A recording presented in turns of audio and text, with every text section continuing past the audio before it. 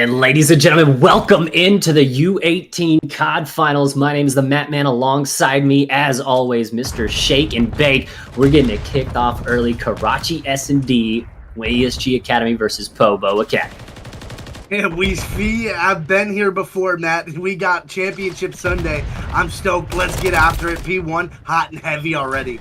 Yeah, hot and heavy with a lot of blue in the kill feed. Encourage for 2, Derek for 1, and already ESG Academy trying to work for those P2 spawns. They're going to get cut down off the rotate there, but still 24 seconds to work with. But a big 2-piece on P1 is going to allow Pobo to try to apply a little bit of pressure here. Cray trying to get the slide on in. The Renetti is good, and that's Pobo Academy cleaning up some of this scrap and a teammate not going to help your cause there for ESG.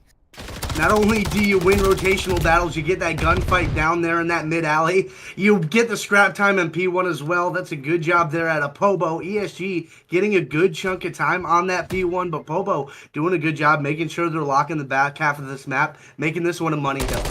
Yeah, and I mean, it certainly can be. We see ESG all spawning out towards this backfire yellow side, so it's going to be tough for them to really kind of find a way in, with Derek going to get shut down there by Hyde. A little 1-for-1 trade. Hyde'll pick up another, and Pobo Academy has just found themselves a nice 2 dead in the kill feed and the lead change as well, and Shake doing a really good job at really kind of holding that back alley side, not allowing any pressure in. Yeah, that's exactly what I was talking about. Lock it all down, you can make it a money hill, and all of a sudden, we're talking about rotations to P3, and who's going to get the scrap? It is Pobo, taking a 20-point lead, and we're already working through the back of this map as all these gunfights are going through. A lot of orange. Cray can't quite find that last one on the confid, so ESG having the numbers as we make our way towards P3. And a nice 2 kills off those rotations. We know we love talking about those rotational gunfights, and you love talking about money hills as well. This P3 on Karachi, one of the best, and we see teams struggle really, even at the pro level, to break this. Just so many angles you have to check. Getting through that junk side can be terrible, as you see Derek shut down one there, and already the first 10 seconds really uncontested going to ESG Academy. They got to keep funneling these gunfights, keep just working these sides, and really you can see doing a good job there. But Collision might have a little bit of a collapse if he can get through this backside, but the top third control from Derek is going to make this a very tough push, and you can already see getting stuck in that junk side a little bit. But Derek's got to check his top. You don't know where the one's sneaking around. You got to look. The jump over the top. Derek, the shots are good, but he doesn't get the kill. No, not able to finish it off, going up the ladder. Don't know how that went. Confid, though, with a nasty little 3. Clean up the P3. That scrap time is going to go all the way of ESG, opening that lead now, looking to get it to about 30 points. And I mean, you talk about in Money Hill, that is basically the definition. And it's good to see Confid firing in all cylinders, up to 9-6 now. When ESG is at their best, Confid is frying. Yeah, and so is Derek the GOAT. The hip fire register is clean. Wish I got that in ranked play, but hey, he'll pick up another, and ESG will pick up a 4 dead. Cleaning house now. ESG off the perfect 60 on P3, already here, working this P4 up over the 100-point margin. We know how mixy this hill can be. I often spawn in the back, and you already see Pobo Academy trying to hit through the backside, but they're just getting funneled right now into the gunfights. But Collision and Cray able to pick up 2 there, but you check this little key spot up here. Brian gonna be chilling, and he'll find 2, and that is huge for ESG. White time is better than red time, and they are absolutely keeping this hill white right now, not allowing Pobo any seconds on this hill. ESG doing everything they needed to do. They didn't win the rotation onto P2, and that's about the only thing that hasn't gone their way so far. ESG controlling this map almost to perfection. Derek gets a nice shot there into this junk hill. And this is another one that's tough to contest and tough to get a lot of time on. You got to hit your setups and hit your shots. Yeah, and you got to check so many cruddy corners right here as well. Even though Hyde gets taken down, you still have Hype just laying in wait behind the shots he barrels here, and it's just going to be interesting to see what he does here for Derek. If he can break this. Oh, he's got one challenging his ladder. This is going to be a big gunfight coming up for Derek here. Oh, is he going to be able to take it? No, he gets wrapped under. Derek is actually safe right here. I'm not sure if they expect him still in this top position. He may be the man that can shut this whole hill down.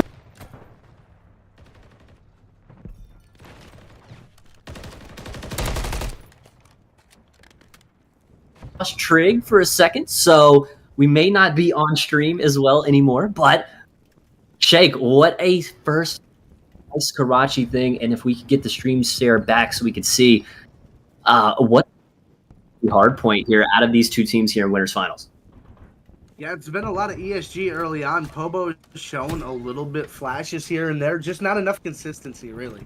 No, not enough consistency. And as we get back here, I'm sure the fans were able to see, but we were not. ESG Academy has just continued to build upon this lead. Oh my goodness, spinning like a Beyblade. Confid into the hill and able to wipe it out as well. ESG Academy finding a couple of kills now. Confid, one pump. That's not a red card, certainly a yellow, but he gets the kill. It's clean. And ESG Academy continue to work this hill. Hyde gets in for a second, immediately traded out. Collision is here, but trapped now on this B Street side. The white time good for Pobo right here, but you still got Encourage to deal with, and he continues to find kills. Yeah, Encourage lining them up all over the place. Pobo still trying to throw some effort towards this P1. Meanwhile, you take a look at the left backside of that map. ESG is all locked in where they want to be to make this rotation. And not only that, they're also keeping Pobo from digging into their lead whatsoever. So white time's okay for them as well. Yeah, especially, right, for ESG, though. I mean, you've fully broken in now to this P2. It's where you saw Pobo really get the majority of the time they have on the board, and we'll have to see how they decide to play this. Pobo, though, has looked very good on this P2 and looking to try to get themselves back in. A teammate from ESG not going to help. Now you got to clean the hop-up out, but Confid going to get taken down, and Pobo Academy is going to be able to fully break into that P2. And, I mean, Shake really been the only hill that they've been consistent on throughout this hardpoint. Yeah, you got to start somewhere, and if you can make it P2, why not? It could be a good chunk of time as you make your way on back. Some trades going through, Pobo trying to get as much time as they can, and now with just about 20 seconds left, you got a couple of bodies to fight it here. You're going to end up winning that scrap, but it's going to be that rotational battle as Collision's already here. And Collision, he has the drop on Encourage. I'm not sure if Encourage saw him there, but Collision with the Deddy play right now, so he's going to be able to sneak through the back, and oh my goodness, Encourage! You cannot do that! This is the U18 League. I'm not even sure if that's PG. Encourage sitting him down. Ryan and Confid will follow with 2, and ESG Academy perfect on the P3 setup. Live, laugh, love ESG Academy, Matt. It is all going their way right now, building over a 60-point lead at this point. We talk about P3 being a money hill. This is another perfect example. I mean, just look at these angles at Orion. You couldn't even see his head if you tried to. Picks up a nice kill there. That's another 3 dead in the feed. Hype, the last man here, just trying to battle for any. Even white time even gets taken down. And man, this is getting ugly.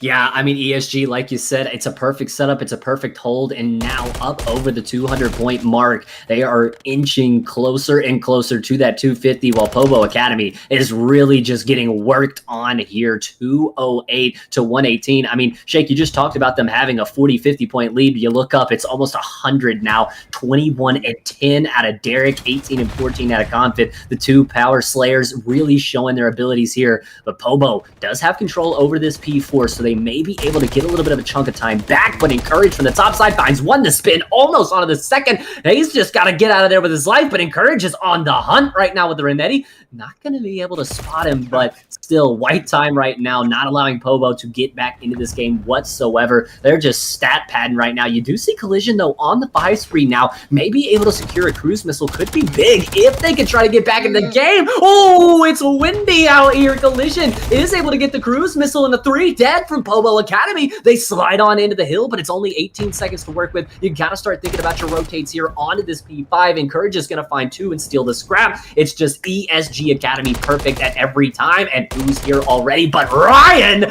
finding a 2-piece. Hypes will be able to shut him down. Hype is here alone, so for Pobo Academy should be able to get those back spawns and do. So for Pobo, this could be their last chance to get back into this game.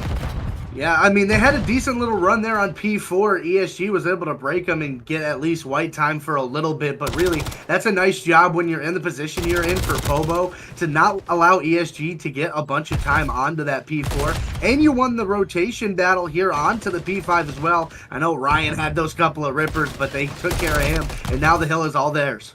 Yeah, and Derek the GOAT now taking out Collision. Hyde with one onto Derek there, and it's just pinstripes in the kill feed. Back and forth we go, but Hype will be the last man here, the last man standing, but he's got to reach out quick now. Got to be able to play your life. You got to be able to work this out. ESG can't win it here. It'll have to be done on P2, but Pobo cannot allow any more time. Ryan jumping into the hill, gonna find two, and he'll steal the scrap there. ESG will get right close to that 250 mark. Hyde already here. He's got the sub, but he knows he has to keep this top AC control. It chooses to slide through Church here. Gets taken out by Encourage. You gotta stay back on that. Now Encourage with the top side. He has the flank, possibly 3 dead in the feed. A beautiful kill. It's 1 man left on the hill. ESG Academy now pushing on in. The trade comes through. A trophy team kill. Oh no, that's not what you want to see from Pobo, but the pocket rocket from Collision.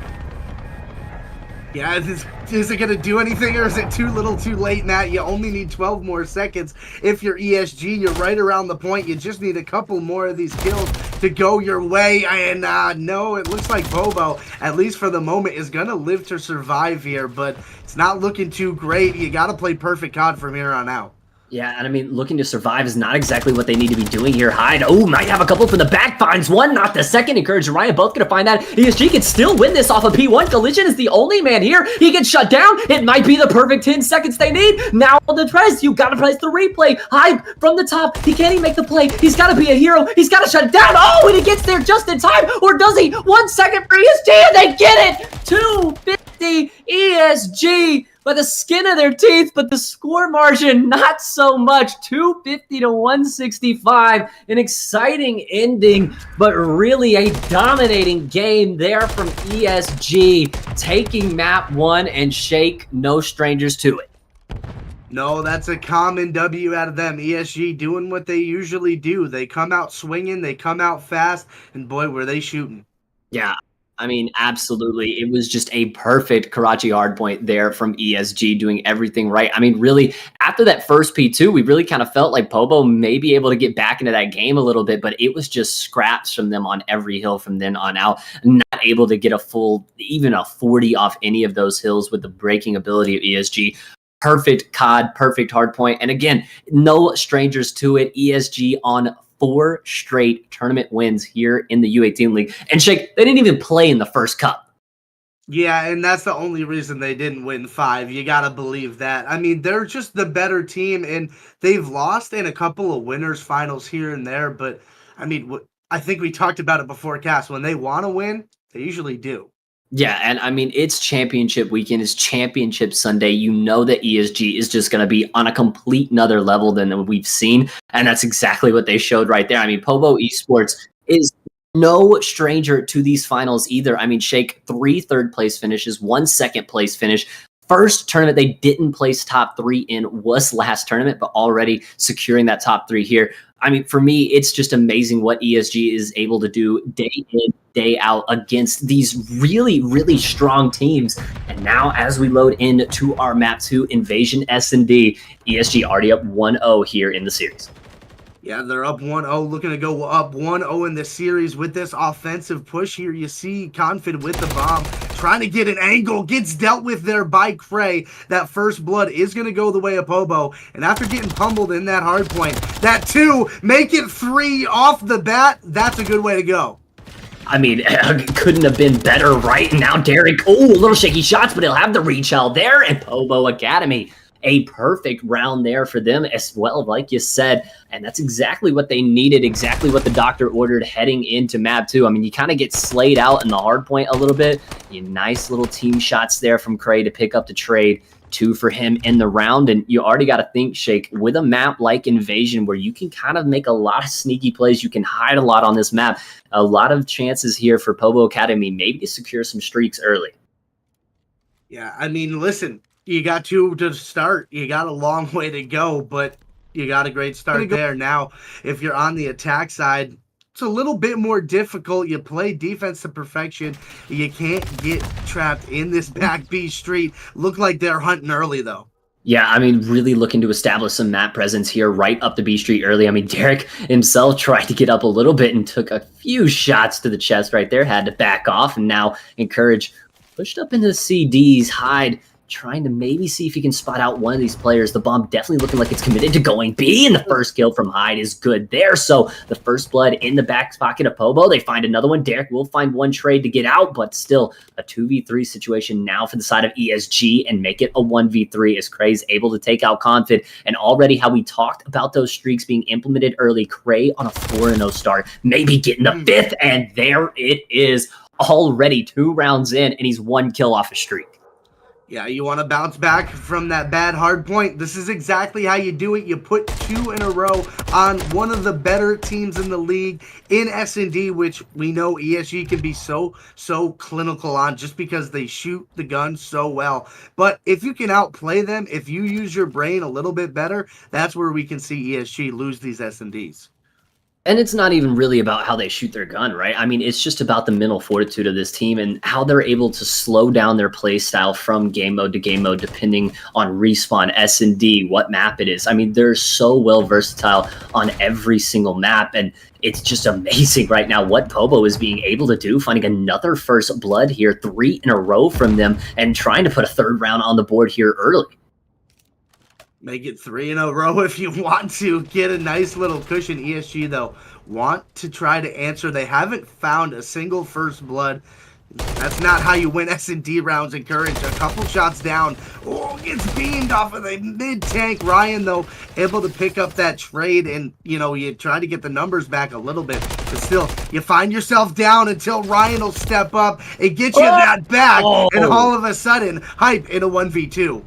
And Ryan with the 3-piece now on that mid-heady. He just continues to find kills. Like you said, perfectly playing the trade. He's able to find 2. Now Hype, though, has to be the 1v2. And oh no, how does he not see him right there? I mean, there's 2 people there. Hype misses them all, or does he? The wrap around the side. Can he find the kills here? 39 seconds to find both these players and the defuse. Derek is looking right here. Should be the kill, and it is.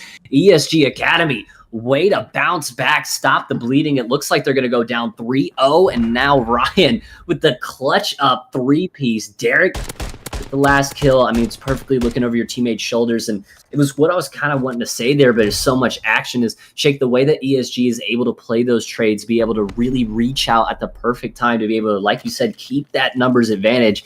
And then when you got a guy like Ryan just being able to pop off like that, it definitely helps with the 3-piece. Definitely helps. You can't rely on that for long-term success, though. Ryan isn't going to be able to do that every single round. So encourage, Confid, those 2 guys we talked about being Slaymasters, it's up to them.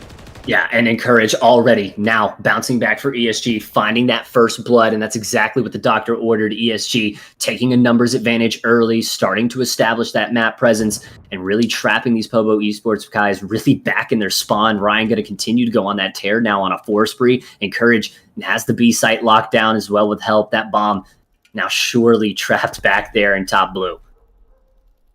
He's deep pinned. ESG is exactly where they need to be for this push. They've even got 2 players on A if they want to wrap it here. Hype and Hyde, you gotta get some picks. Gotta make sure you can open up this map. They just don't know what to do. There's just so many things to check. Yeah, and that's what I was saying. Once you get the numbers advantage on this map, it's so much easier because of how you can play together. Hype the last man up, and immediately the double chow comes through, and ESG takes their 2nd round in a row. And Shake, it's what we were talking about just a second ago, where ESG is so good at doing that, playing as a team like this right here. Hype's taking almost 3 gunfights at the same time. They know exactly where he is. They work off the comms, and they hunt the last man down. They don't allow any room for error there, and it's exactly what those pro level teams are able to do. And ESG, already you see it, it's a tough start for them, right? Craig gets a streak off of 2 rounds. Popo Academy's up 2-0 on a map where we know defense can be so heavy. ESG just says, it's all right, we'll just put 2 in a row ourselves, and now already a tied game.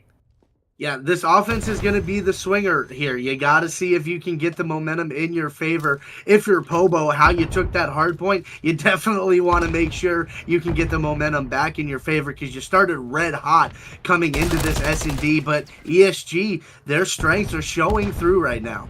Yeah, I mean, really showing through, and I love this already. Taking some A-site control here. You know, you got Cray possibly going to be able to find the first blood. Where's the reach out going to come from? Cray knows there's got to be one more here, and Encourage does able to take him out, even things up into a 3v3. But now the information is through. They know this bomb is wanting to make its way towards the A-site, but it's about winning your gunfights. A couple go either way. Now into a 2v2. Encourage going to find Hyde Ryan on the last, and ESG Academy sliding in and taking 3 rounds in a row and their first lead here in map number 2. Shake already up 1-0 in the series. All the momentum, all the wind in their sails right now here in map 2. Yeah, well, I said Pobo should probably try to take it back in this round. ESG, no, they put the foot down. They said, we'll take that. We want to go up 2-0, headed into the control, and they're looking dominant after those first couple of rounds. They've played it almost to perfection.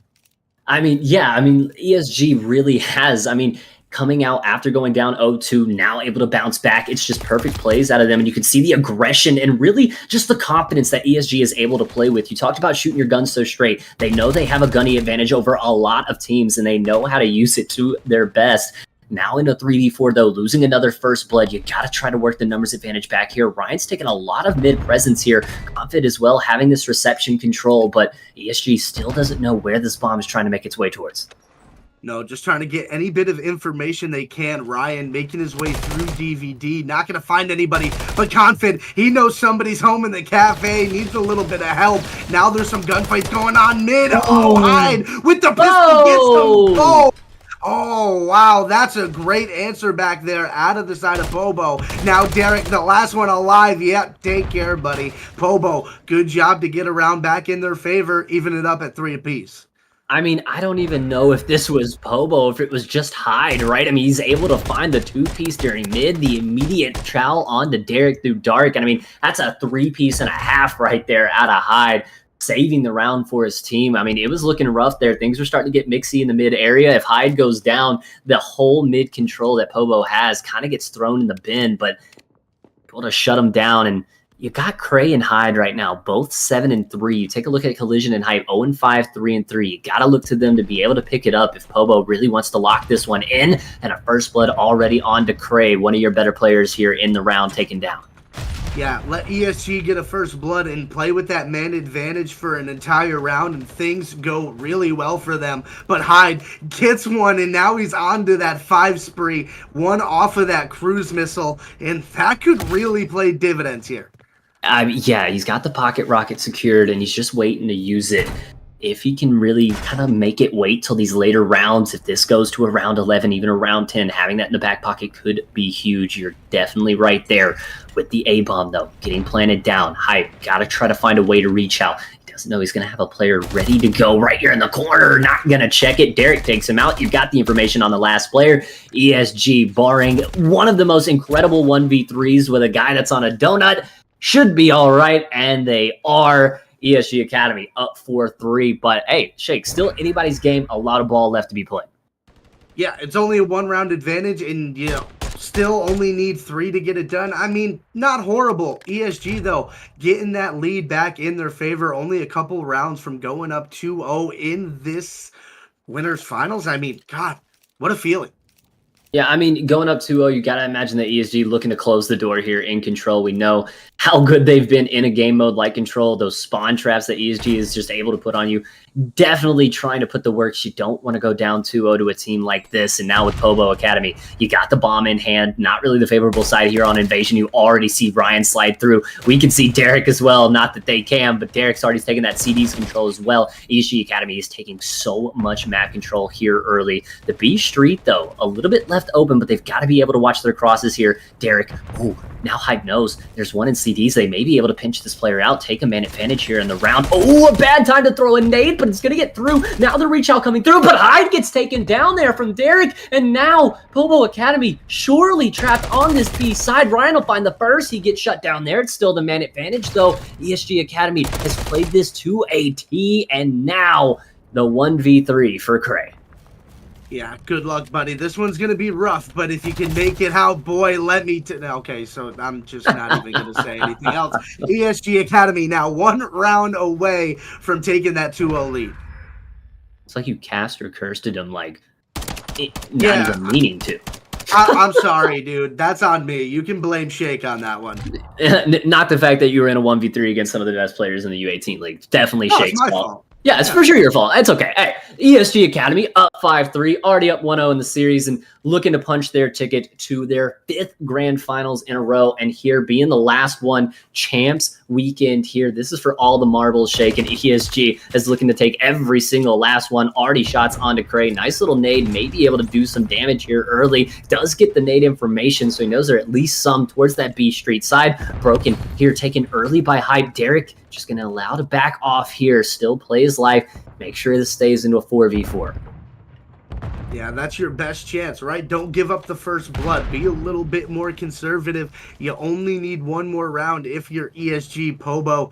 You kind of feel that pressure. Who's going to get this first blood? And Courage gets the information, backs down. Collision able to pick up that crossfire. And there you go. That's the first blood you needed to get back into this game. Exactly. I mean, that's what Pobo's really been lacking for a lot of these, right? I mean, they're finding the first bloods, but they're not able to really do anything with them. And now we'll have to see all the worst COD timing I've ever seen. Confid able to just slide through. Hype looks like he just dropped his controller there. And now I think Pobo Academy may know that the vice grip is fully locked in. The chokehold now. Derek on a 5 spree. Hyde, the only man left. The information onto him. 1, 2, 3, and the door has been closed. ESG Academy up 2-0 and feeling good here in the winners finals.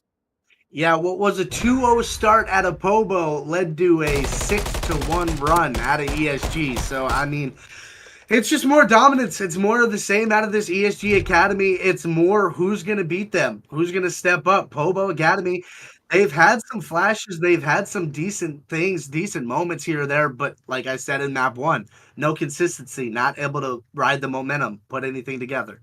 Yeah, and I mean, you saw it in a lot of those rounds, man. They were getting first bloods. I mean, the first bloods were fairly even throughout that, and to end in the 6-3, you know, we've seen it like teams like Optic this weekend where they got a lot of first bloods against teams like FaZe, and, you know, they just couldn't really work off it. And especially in that invasion, we talked about it. It's such a big map for S&D. There's so many places you have to check. Even so, when you get that first blood, there's still a lot of work to be done, and ESG was just able to bounce back from that. And now taking a look at this map set, you've kind of seen 2 dominant wins, 6-3, not the 6-2, but for Karachi now heading into control. Shake, we wanted to talk about it kind of in the pre-show. We kind of got thrown in quickly, but when you see 2 Karachis and 2 Skid Rows in something like this, what it tells me is both of these teams kind of wanting to headbutt a little bit, really let their subs get active early. And a lot of these maps allow for that, especially like a Karachi control, such a fast-paced map. And even Karachi Hardpoint, just one of those maps where we see subs a lot more present. Yeah, you can rat up in that top fire, the top red area, even bottom red. It's a great place for subs to play. On Karachi Skid Row as well, you work up in those apartments. If you're good with that sub and you can move and play your life, it's really, really fun to watch. Yeah, absolutely. And I think that's exactly what we're going to see coming up to this Karachi control. Fast-paced action. We know that A site a lot more easy to get than the B site, so it's going to be interesting to see what ESG Academy does here off the offensive side. Are they going to fire bully out A early? Are they going to try to work for the harder site first? It looks like a little hit through fire here. Not great timing there for Hyde. Already going to be 2 dead in the feed. Collision going to be trying to challenge AR. Not going to be the best gunfight for him. Craig gets taken down. It's 4 dead early. You've got working on the A site already, should be in the back pocket. You know where they're spawning. Brian just has to continue to funnel these players. You already see the first tick of progress done. It's a perfect start for ESG here on the offense. I mean, right off the opening break, they got Pobo dead, and it was just like a pack of dogs. Okay, one go hunt, and then when he goes down, another one went right out and followed. So you get 2 ticks out of that if you're ESG, though. Pobo, good job stopping the bleeding a little bit. You manage the chaos for a second. You get a few dead. Now you can regroup, and at the end of it, you're only down 2 lives. I was about to bring that up. 2 lives for sure after going 4 dead right off the rip is a huge comeback for the side of Pobo Academy. This A site might be done and dusted here. I mean, just lay down, play your life. Contested at the last second, though. They're going to be able to slide this, take out the player A, and now you got to look towards the B site because you got to encourage already finding that first kill there. He doesn't have the trophy system just yet, so he's going to be a little naked here on the hill. Stuns and nades in. You might be able to get him out. There's the trophy. He's got the backroom control. It's a perfect positioning here for the side of ESG. They're going to be able to attack attack both of these sites here at the same time. Cray going to be able to try to bust in the back door to get the kill they need. The A site surely gone now, but at least they don't allow any ticks on B. It's going to be a minute 45, 19-19 on lives. That single play by Encourage allow ESG to easily get that A site, and now they're only down 2 lives. They just have to work their way on over to this B site. Ryan trying to clear out the back alley. He does. Now he gets a good setup for his squad. Make that 2. Can he get the 3rd with the nade? Yeah, not quite, but hey, nothing's perfect. That's a good start out of ESG. Get the live advantage back in their favor, but Pobo, they're not anywhere away. Yeah, and not only the life advantage back in their favor, it's more about this map control that they've been able to control. You now they're hopping over back hop up. You've got to try to be able to find this. Ryan, though, should be the last man up, but he's able to take 1 down, able to take 2 down, though. Cray from the back, able to get him, and now the 3-man life still for ESG here, but with Pobo Academy now taking this back map control, but the flank from Encourage is good. He finds 1, not the 2nd, but that leaves hop up open for a 2nd. Maybe Confid able to hop it, but 2 kills from Pobo are going to allow them back to this back map control. And I mean, Shake, it's been mixy, but it's been bend, don't break here from Pobo.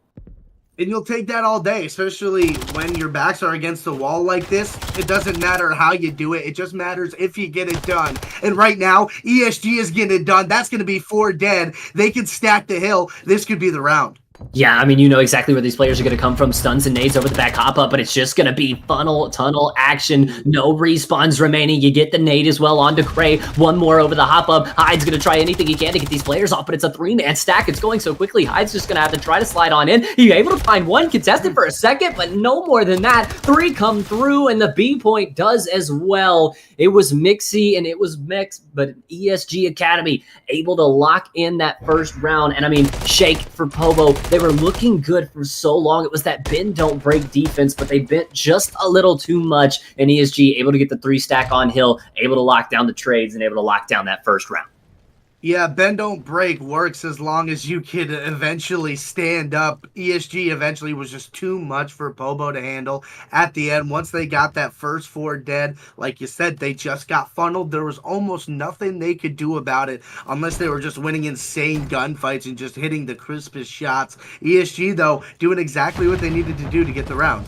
Yeah, I mean, now it's going to be up to Pobo to try to kind of recreate what ESG just did, and that's exactly a good start for them. But Confid in through this middle church area is going to be able to try to make a flank, able to find 1 there, and now you cause a little bit of confusion because you don't know where a lot of these players are. Derek is just sliding up through your back, and he's going to be able to find 1 there. Collision, the last man on hill, but it's 3 dead for the side of Pobo. They find a clean wipe, and now the A site could be done and dusted. Hype is already going to push up to that top fire control, and exactly what they need to do. They're going to try to work the B site early, and you see it from ESG. They have fully chalked A. They said, you can have it. We do not care. We want the B site. We want to be able to play for this. We'll play off our rotational gunfights, and that's exactly what they've done, being able to find a couple. A late contest comes to the A site as well, but Hype has a big gunfight here, and he's going to get taken down. So now, for the side of ESG Academy, I mean, it's kind of what we saw. Even though after going down 4 dead, you get the life advantage right back in your favor, and now maybe even able to take a lead. Yeah, that's exactly what you're looking for. And if you can get some more of this map control and keep Pobo spawning back past P3, and instead of junk where they get a lot closer spawns and it's that much easier for them to get there, ESG, they just got to get a couple more gunfights. But Pobo being very sneaky, walking all around them.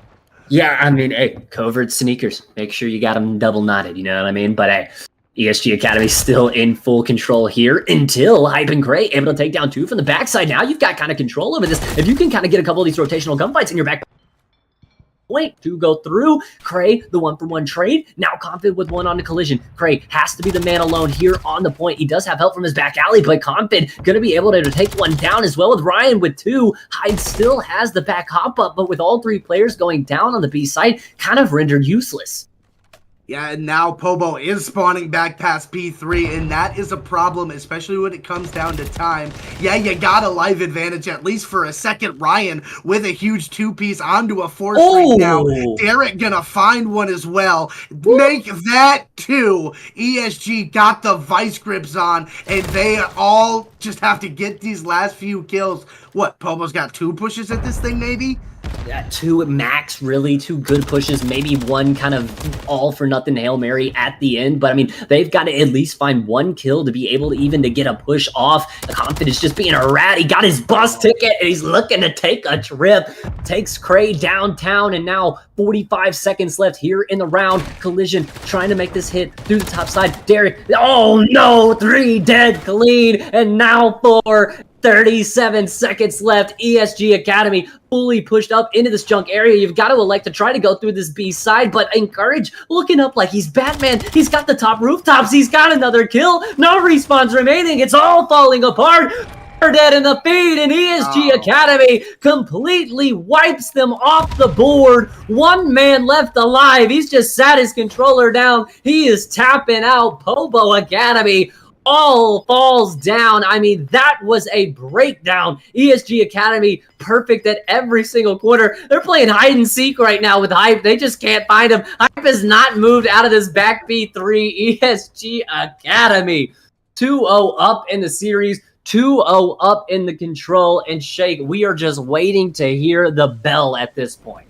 I mean, throw the damn towel, man. I mean, goodness. You talk about getting Kurt Angle slammed on an offense in Karachi. That's what's happened to Pobo. The good news is the series isn't over yet. You can still battle back, but I mean, goodness, what a hill to climb. Confid on a 5 streak looking at the cruise. Hey, listen, boys. Birds of a feather flock together. Pobo Academy trying to make something happen. Hey, man, they said, look, they can't kill all 4 of us, right? Let's just go together, man. Just taking a nice few angles at each other there, but Confident will just take 2 out there. Curry will find the trade, but I mean, are we looking like this might just be chalked? I mean, a wise man said it was never chalked, but we've got a reverse sweep in the control, reverse sweep in the series. ESG Academy is slaying at every single turn. Ryan is 22-11 right now.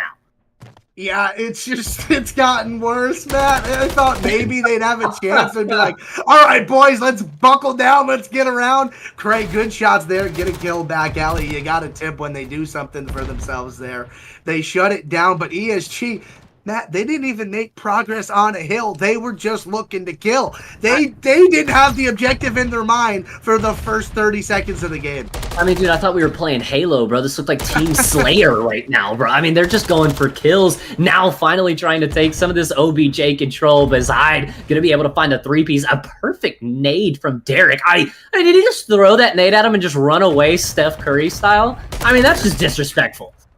Yeah, listen, when you're feeling yourself, you're feeling yourself. Throw a flag on the plane. Man, somebody call the ref. Oh, my goodness, this is getting ugly.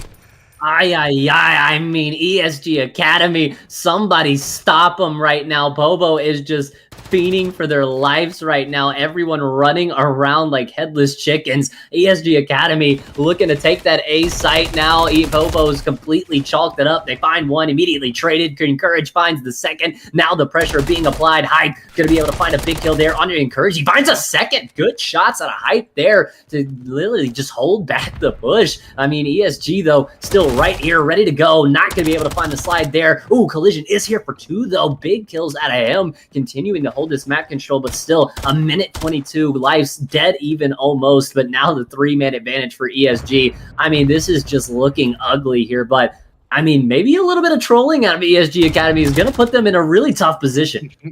Yeah, I was just going to say, like, you still have to win the round at the end of the day. You have to get the B pointer. You have to get these kills. They do have the 1 life advantage for the side of ESG. Okay, make that 2. Thanks to Derek the GOAT there. But you got to win the round. You can't play with your food too much because at the end of the day, Pobo will make you pay if you play too much. Yeah, and I mean, we've seen this ESG Academy squad maybe get a little overconfident at some points, but hey, when you're shooting like this, it doesn't really matter. They find the kills they need to stack the hill, but a quick repush here coming from the side of Pobo applies the pressure well. Cray will be able to find 2. Collision trying to find his trade there, but he's the last man up. You got to look at the lives here too, Shake. I mean, it's 7-5, soon going to become 6-5 here. Might be tied. No reason waiting for Pobo. All of a sudden, things start to get very, very mixy. Pobo Academy is just taking gunfight after gunfight, just trying to hold back this push, and ESG knew it as well. 6-3 on lives. They know they have to play the OBJ here. Encourage will take out that. 5-2 on lives. Encourage will find another, and 1, 2, 3. That'll be the round, and that'll be the series. ESG, a flawless 3-0 in control and a flawless 3-0 in the series. It was never really close in any game mode, and ESG wanted to make sure that you knew it. Another grand finals appearance, 5 in a row from ESG, and looking to take home this Champ Sunday one more time.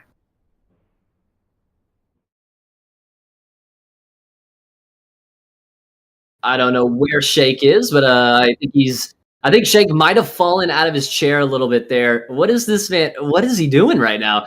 He's being a sneaky snake. Wait. Oh, he's pointing the ESG flag. He's pointing this guy, Chad, he got us all. This guy's comedy. I mean, look, we knew it coming in. If we were betting money on this, I think everybody and their mother would have bet on ESG, and they showed you why here. It's a clean 3-0, a quick series. It might have taken us even longer to get all players in the lobby than the series took in general.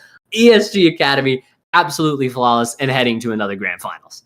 Talk about a fatality finish. Oh my goodness, not going down in this winner's finals. I'll tell you what, they're headed straight to that grand finals. They want the whole chip for the season, and boy, did they look like they were ready for it. We talk about sometimes they troll. You didn't see any of that until the end of that control, and I think that's scary for everybody else in the tournament.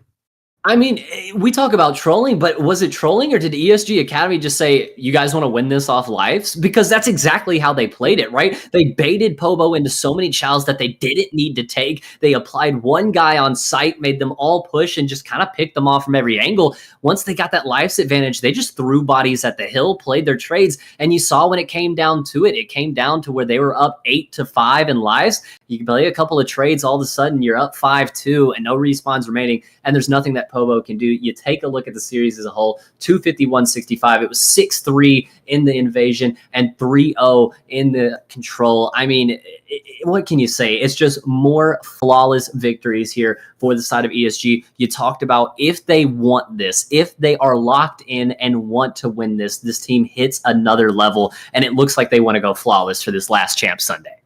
Very, very definitely. But let's talk about the other side for a second here, Matt. We got Pobo Academy. They're still alive in this thing. They got to go down to the lower bracket, and they got to make a run.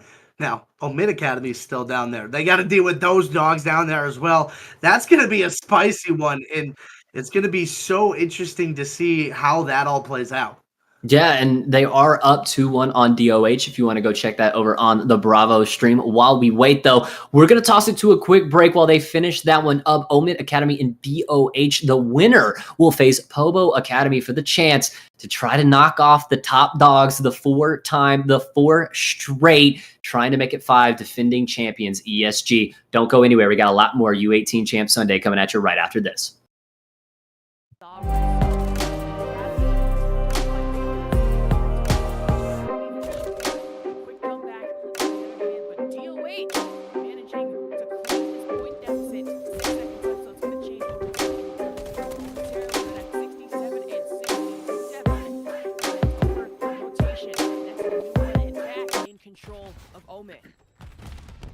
Yeah, this Burger Town point could be a big money hill for OMiT, but Icons is going to contest, just peeking at their elbows in just to hold off the point, not letting OMiT climb too high on this one, as they are actually able to break through on the point.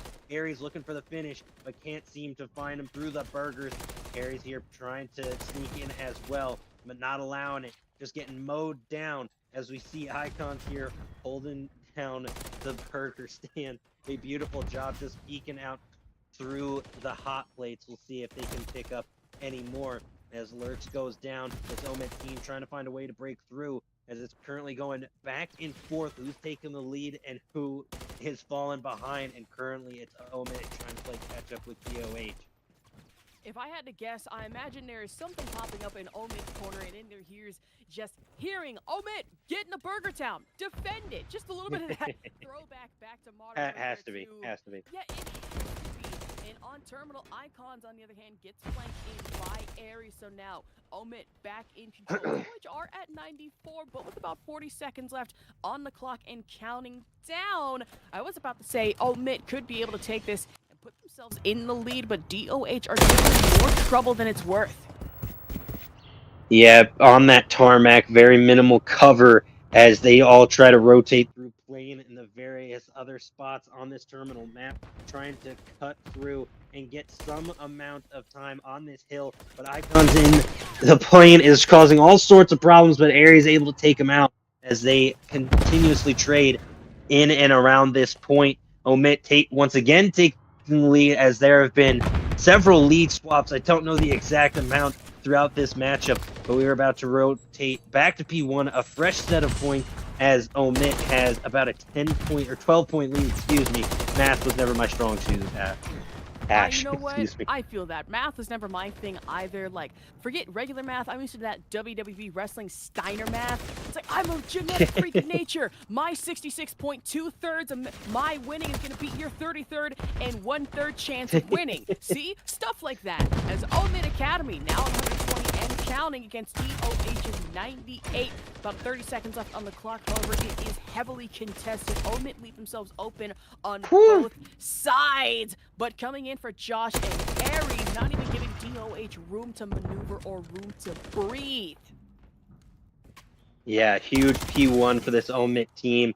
Aries on a 3 streak, Lurks on a 4, winning those gunfights and just peppering shots to the outside. See Lurks there taking the high ground, gets the 5 streak, looking for that cruise missile, dropping in and trying to find this player on P2 as they break through up top. It's all green in the kill feed. There's the team wipe, as OMiT Academy on this fresh set of rotations has started to run away with it with the biggest lead of the game, 157 and climbing to 98, Ash.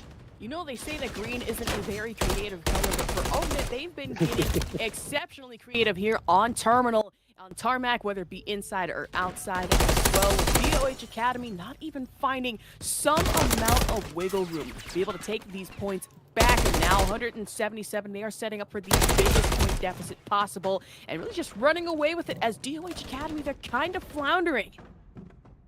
Yeah, absolutely. This is completely a complete and utter disappointment. If DOH cannot find a way to come back, as a near 100-point differential has emerged. OMiT has a cruise missile in their back pocket. Lurks might be able to thread the needle somehow, some way, and sneak it into one of these points. Terminal's not really a known map for good cruise missile runs. But again, you get that map information, you might be able to do some damage with it. Lurks picking up a quick 2-piece, and OMiT once again back on the point. They will not be able to get the win here, but they are going to be knocking on the door of that W for both this map and this series, Ash.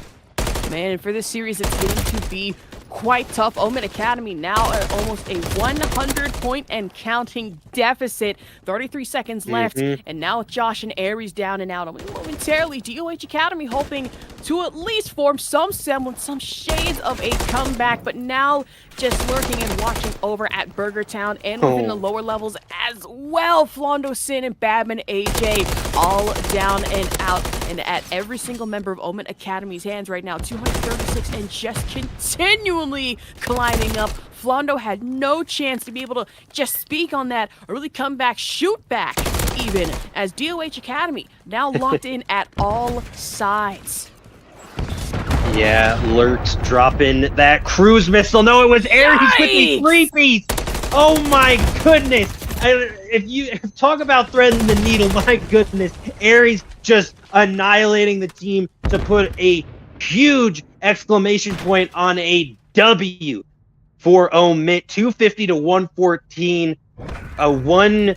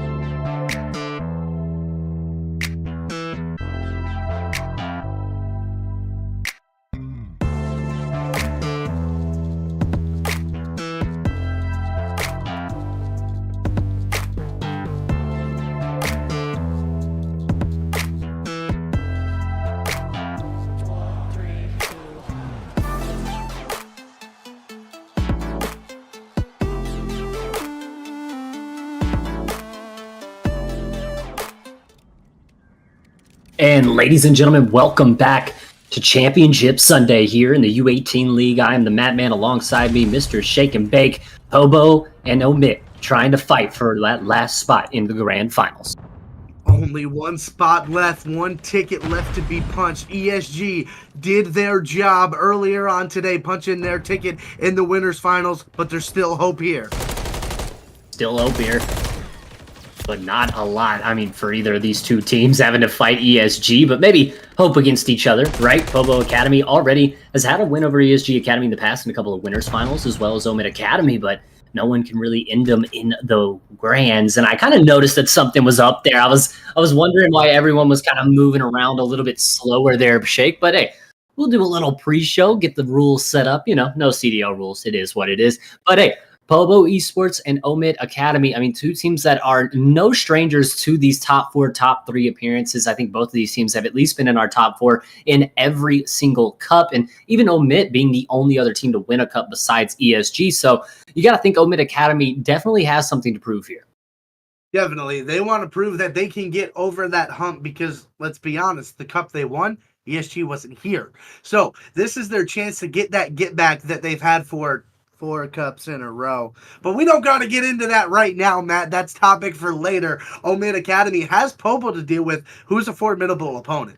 Yeah, absolutely. I mean, Pobo has been here time and time again. We've already talked about it with 3 third-place finishes and 1 top second-place finish. They just haven't been able to really get over that hump and win a grand finals yet. And hey, what better time to finally put a run together to the grand finals than championship weekend? This is it. It's playoff time. This is for all the marbles. And we've got 2 very, very good teams going up against each other here. And talking about our map set, right, is we'll just pull it up for you guys real quick. I mean, obviously a sub-base hard point coming out map 1, Shake. You know that's going to get mixy, but Terminal S&D, Invasion Control, maybe another Invasion S&D. We got a couple more long-range maps here.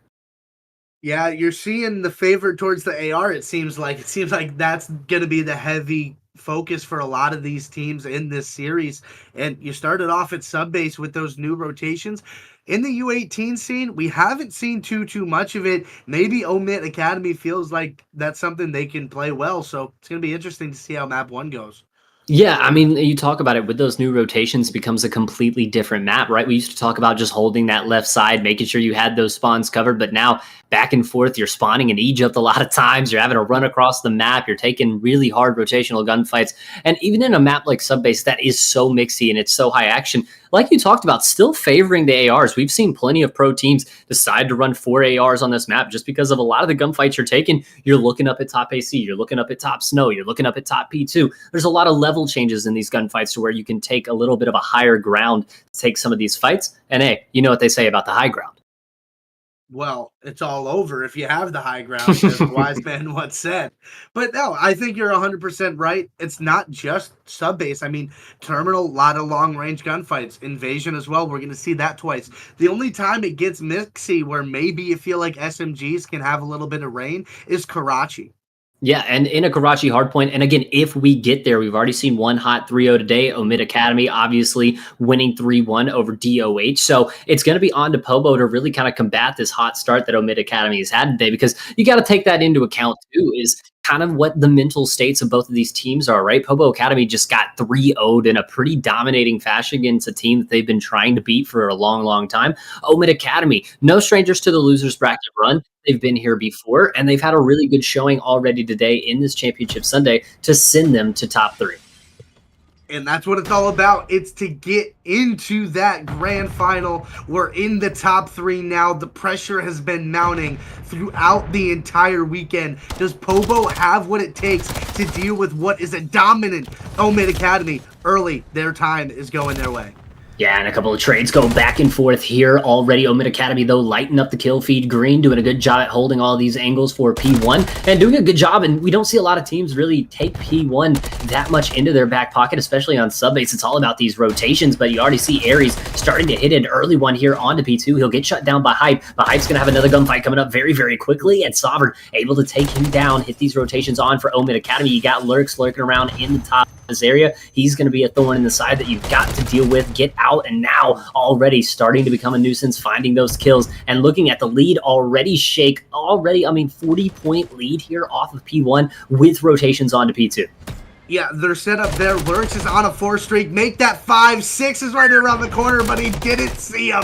Oh no, Lurks is going to go down. Not going to be able to get that cruise missile. But still, take the focus here. 50-2 right now. They made these rotations towards P2 and getting a good chunk of time on P1. Everything is going green right now, and it's feeling good for them. Yeah, and I mean, OMiT Academy's playing this perfectly too. They know they have a really good lead. You don't have to jump right back in the hill. Let's just work a couple of these gunfights. But Collision and Craig going to be able to take out two. You know one's going to be playing the top side here. Sovereign will get the shots onto him. And already you can start to hit that rotate. You only give up about 23 seconds. But Sovereign's going to elect to try to re-hit this. And they will do it as well. Lurks helps him out. And the 20 seconds of scrap going to the back pocket of OMiT. Now you have Collision here. They've played for the P3 spawns. But OMiT Academy has done a beautiful job off the first couple of hills, keeping the time white when it needs to be white, winning your gunfights just like that, and already building up a 70-point lead here early. Yeah, well, Pobo, they initially had that rotational battle, but now OMiT Academy, they have to make their way all the way over. They won one gunfight, but it was traded out immediately. So, Pobo, they got it locked in. They just got to win these gunfights. Josh picks up one. Hyde finds one. Aries answers suit with a nice pistol work there. Doesn't find much more. So, Pobo, good job here. You need to turn this into a money hill if you want to get back in the game. Yeah, and I mean, we've seen teams do it before, but Josh is going to find one, turn, 2, 3, 4! Oh my goodness! Joshua lighting up the kill feed! All 4 dead, and OMiT Academy breaking down Povo, and more like Josh Academy right now. This is an insane break out of the side of OMiT. Didn't look like anyone was going to be able to hit that P4, but Josh says, no matter, I'll take them all down myself. Get the last 20 seconds of scrap and allow Povo no more than 35 seconds now throughout 4 hills. Josh is breaking down boxes and take him to the curb, Matt. It looked too easy for the kid on that one. Pobo, though, you got another rotational win here. But that hasn't been the issue, Matt. It's been holding it off, winning the gunfights, and not allowing OMiT to take control. And Josh, gonna elect to use a streak here early. I kind of like this. I mean, you've got the early advantage. You've got the early lead. Let's go ahead and apply some pressure here. This P4 or P5, rather, could be a big money hill for us. They're gonna elect to hit. And I mean, a perfect streak usage out of OMiT Academy and Josh right there. He's still on that streak as well, by the way. 7 in a row for him. You see Hype now gonna be able to try to slide in on this hill. You're looking everywhere, but nowhere at the same time. 2 come through the side of OMiT Academy. 1 more here. They find it. And OMiT locking down 40 seconds of hill time off of the cruise missile. And Shake, we talk about playing that 40-20 COD. As long as you can keep an advantage on every single hill, make it mixy, and just at least get most of the time, you can really find yourselves up a big chunk margin. And you see it, Josh now on in the 10 spree, finally getting shut down. But OMiT Academy continuing to find success at every single lane. Yeah, and you talk about winning the rotational battles for Pobo, and they're not really, right? They're just losing at Old Hill and spawning towards New and saying, oh, well, let's chalk it. We just got bullied there. Might as well wait and try to hold New. And then they get bullied again. I mean, bully right off the hill. And I mean, OMiT Academy, they're just playing on all cylinders right now. You can see them, the way they're playing these gunfights, the way they're able to play off of each other. Now you see OMiT Academy trying to hit through the backside, but it's a couple of kills that come through for Collision and Co. But all of a sudden, Aries finds 2 himself, and now OMiT Academy just keeping the hill white, being a nuisance, not allowing any hill time for Pobo to come through, even maybe getting a good 20-second chunk themselves. That's the last kill they need. 1 more from the top office area from Hype is going to be good. At least keep the hill time white, keep this lead within range. Yeah, it's all about damage control on this one. You got to make sure you're locking it in here. You let things get away from you if you're on the side of Pobo. You're barely even to 80 points. There you go. I had to wait a second there. OMiT Academy, though, almost a minute above you, and you don't even hold a second of time there on that first set of rotations, and it's rough right now for Pobo. No, I mean, it's been rough for Pobo the entire time, and already 4 down in the feed. Once again, you see it all the time here from OMiT Academy. You talked about it perfectly, that this subbase could be a map that really favors OMiT Academy, and I mean, to a T, OMiT Academy starting out, making you look like a very smart individual, Shake. Yeah, scholar and a gentleman is what I've been told before. Pobo not looking the best, just trying to do what they can and try to get these players off the hill and say maybe we can win the next rotation. But it's been the same thing time and time again. And what's that thing they say about the definition of insanity? I believe trying something time and time again with the same results. I believe that was. Yes, indubitably, sure. Is that all Albert Einstein? Is that all Albert? Yes, it is. Hey, look at us. Some scholars. Yeah. Hey, gentlemen, scholars Yeah. and casters, as we get back to the cast now. And I mean, not missing much. It's just been green in the kill feed. OMiT Academy everywhere on the map, seemingly nowhere here for Pobo Academy. They are just not winning their ones right now. And I mean, Shake, even when they're able to find a couple, they end up getting pieced. Hyde in the hill by himself gets pieced off. Now Collision gets pieced off. Cray able to find one. But I mean, Shake, you find 2 dead, you gotta take advantage of it. And just seemingly every single push just getting shoved right back in the face here from Pobo. Yeah, I mean, you do a good job breaking here with about 30 seconds left, but you got to hold it. And, well, there you go. You got 3 dead. That's exactly what you needed. But Josh could disrupt everything. Now he's got some teammates. And, yeah, you can't even hold down the scrap there. I mean, listen, everything you try, even your best effort, is getting cut down by OMiT right now. And you just got to look around and be like, boys, we got to try something completely different. Yeah, and I mean, this P3 is really do or die time, right, for Pobo. We saw this was the hill, right? This was where they had an advantage to really get back in the game, and then Josh made the superhero play of getting the 4-piece. We're looking at the POV again. It's exactly where we want to be. Josh gets taken down. It's a good start for Pobo Academy versus the last time they were up on this hill, but you still got to deal with the other players from OMiT that are here. Solver, Lurks, able to find 2. Aries with the 3rd. Lurks does get taken out, but it's Collision, the last man up. You got to look at where you're spawning now. Everyone's spawning out from the side of Pobo. OMiT Academy, a perfect break once again onto this P3, which a lot of times we've seen could be a really good money hill for some teams, but for the side of Pobo Academy, has just been a hill where they have consistently gotten broke over and over again. I mean, not just P3, every single hill, Matt. I mean, we haven't seen OMiT Academy concern themselves with winning a single rotational battle because they don't need to. They can give up 5 or 10 seconds in the beginning and try to get over there because they break immediately and they'll hold for 30 or 40 of their own. Yeah, I mean, and they just got to find a way back into this. But, I mean, on a sub-base, we talk about getting put in sub-base blender. It's exactly what OMiT has been able to achieve here, affecting the spawns in the way that they exactly want to, make sure that they're always in the right positions to take these gunfights. You now see Josh trying to work his way onto this back P4. Now, they had a streak to break this one open in the last hill. Now they're going to have to rely on the Gunny, and the Gunny is clean. Close spawns, though, from the side of Pobo. Could use perfect here if they're able to hit this immediately back again, but they're just funneling into the irons right now. A couple of kills come through for Hyde and Hyde. They'll be able to take out 2 Aries with an immediate trade, but it's 3 dead in the feed. Hyde, the last man to slide onto the hill, but now the close spawns for OMiT Academy. You push too far out, you give up the spawns. Not enough time for OMiT to win it here, but still, they'll get pretty damn close. 228 and counting, now trying to work back on the P5. Yeah, that's where we're going to head. OMiT Academy, though, looking to pick up as much scrap as they can, make the job as easy as possible, as they are going to go ahead and be able to get the rest of this scrap, as long as Cray doesn't just take him off of it here. But, you know, even then, it doesn't really matter, Matt. They only need 3 seconds. They're already on over towards this P5. Pobo's there as it pops. The contest comes through. The gunfights are in, and there it is. Map 1, all done, set, tied up, ready to go.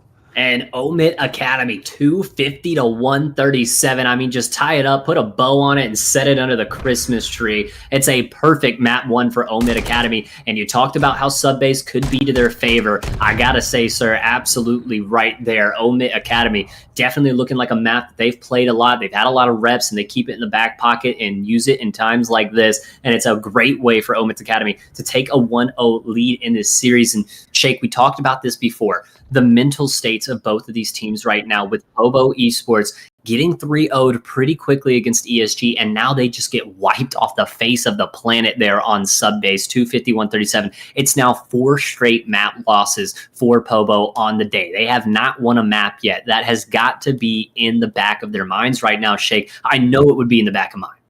I mean, you don't want to hit the panic button because when you do, bad things usually always happen because you try to do too much. Then you're over-challing, you're ego-challing, you're giving up your life for free. So you got to remain composed if you're Pobo, but that's so much easier said than done, especially when the Gunny out of OMiT is as hot as it is. It's not like you're necessarily getting outplayed, you're getting outgunned, and that's extremely frustrating.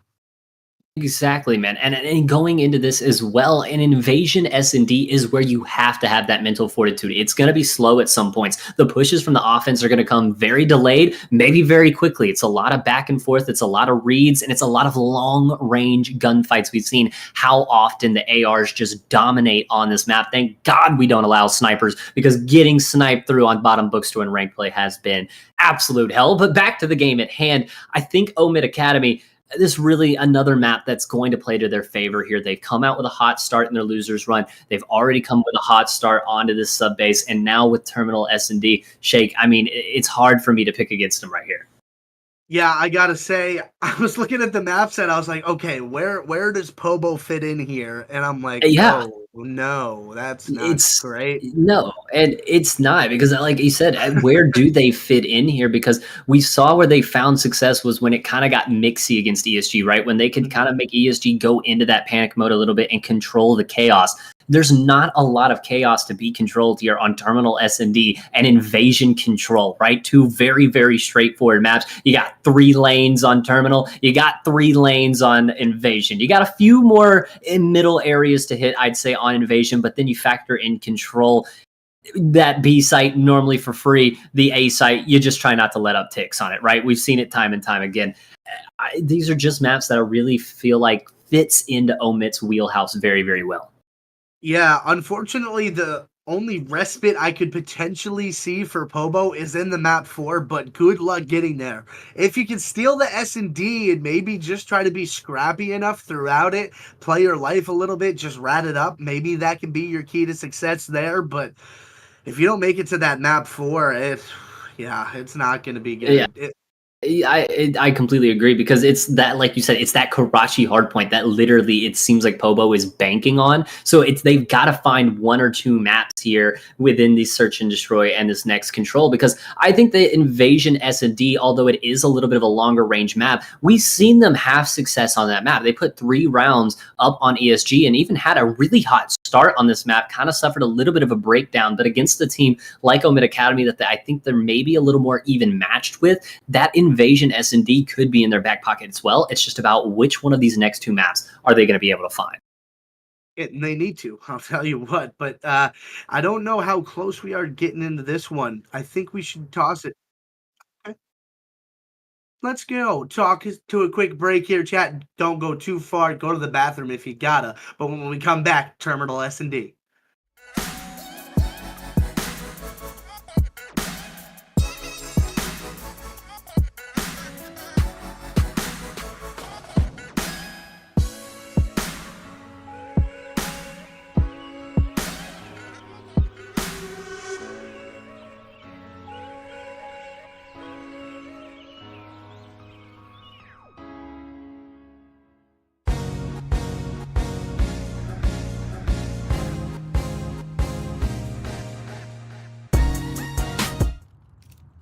And ladies and gentlemen, back at it, Championship Sunday, OMiT Academy and Pobo Academy here in the losers finals. Loser's gonna go home. The winner gets a trip to the grand finals to try to knock off the Goliath that is ESG.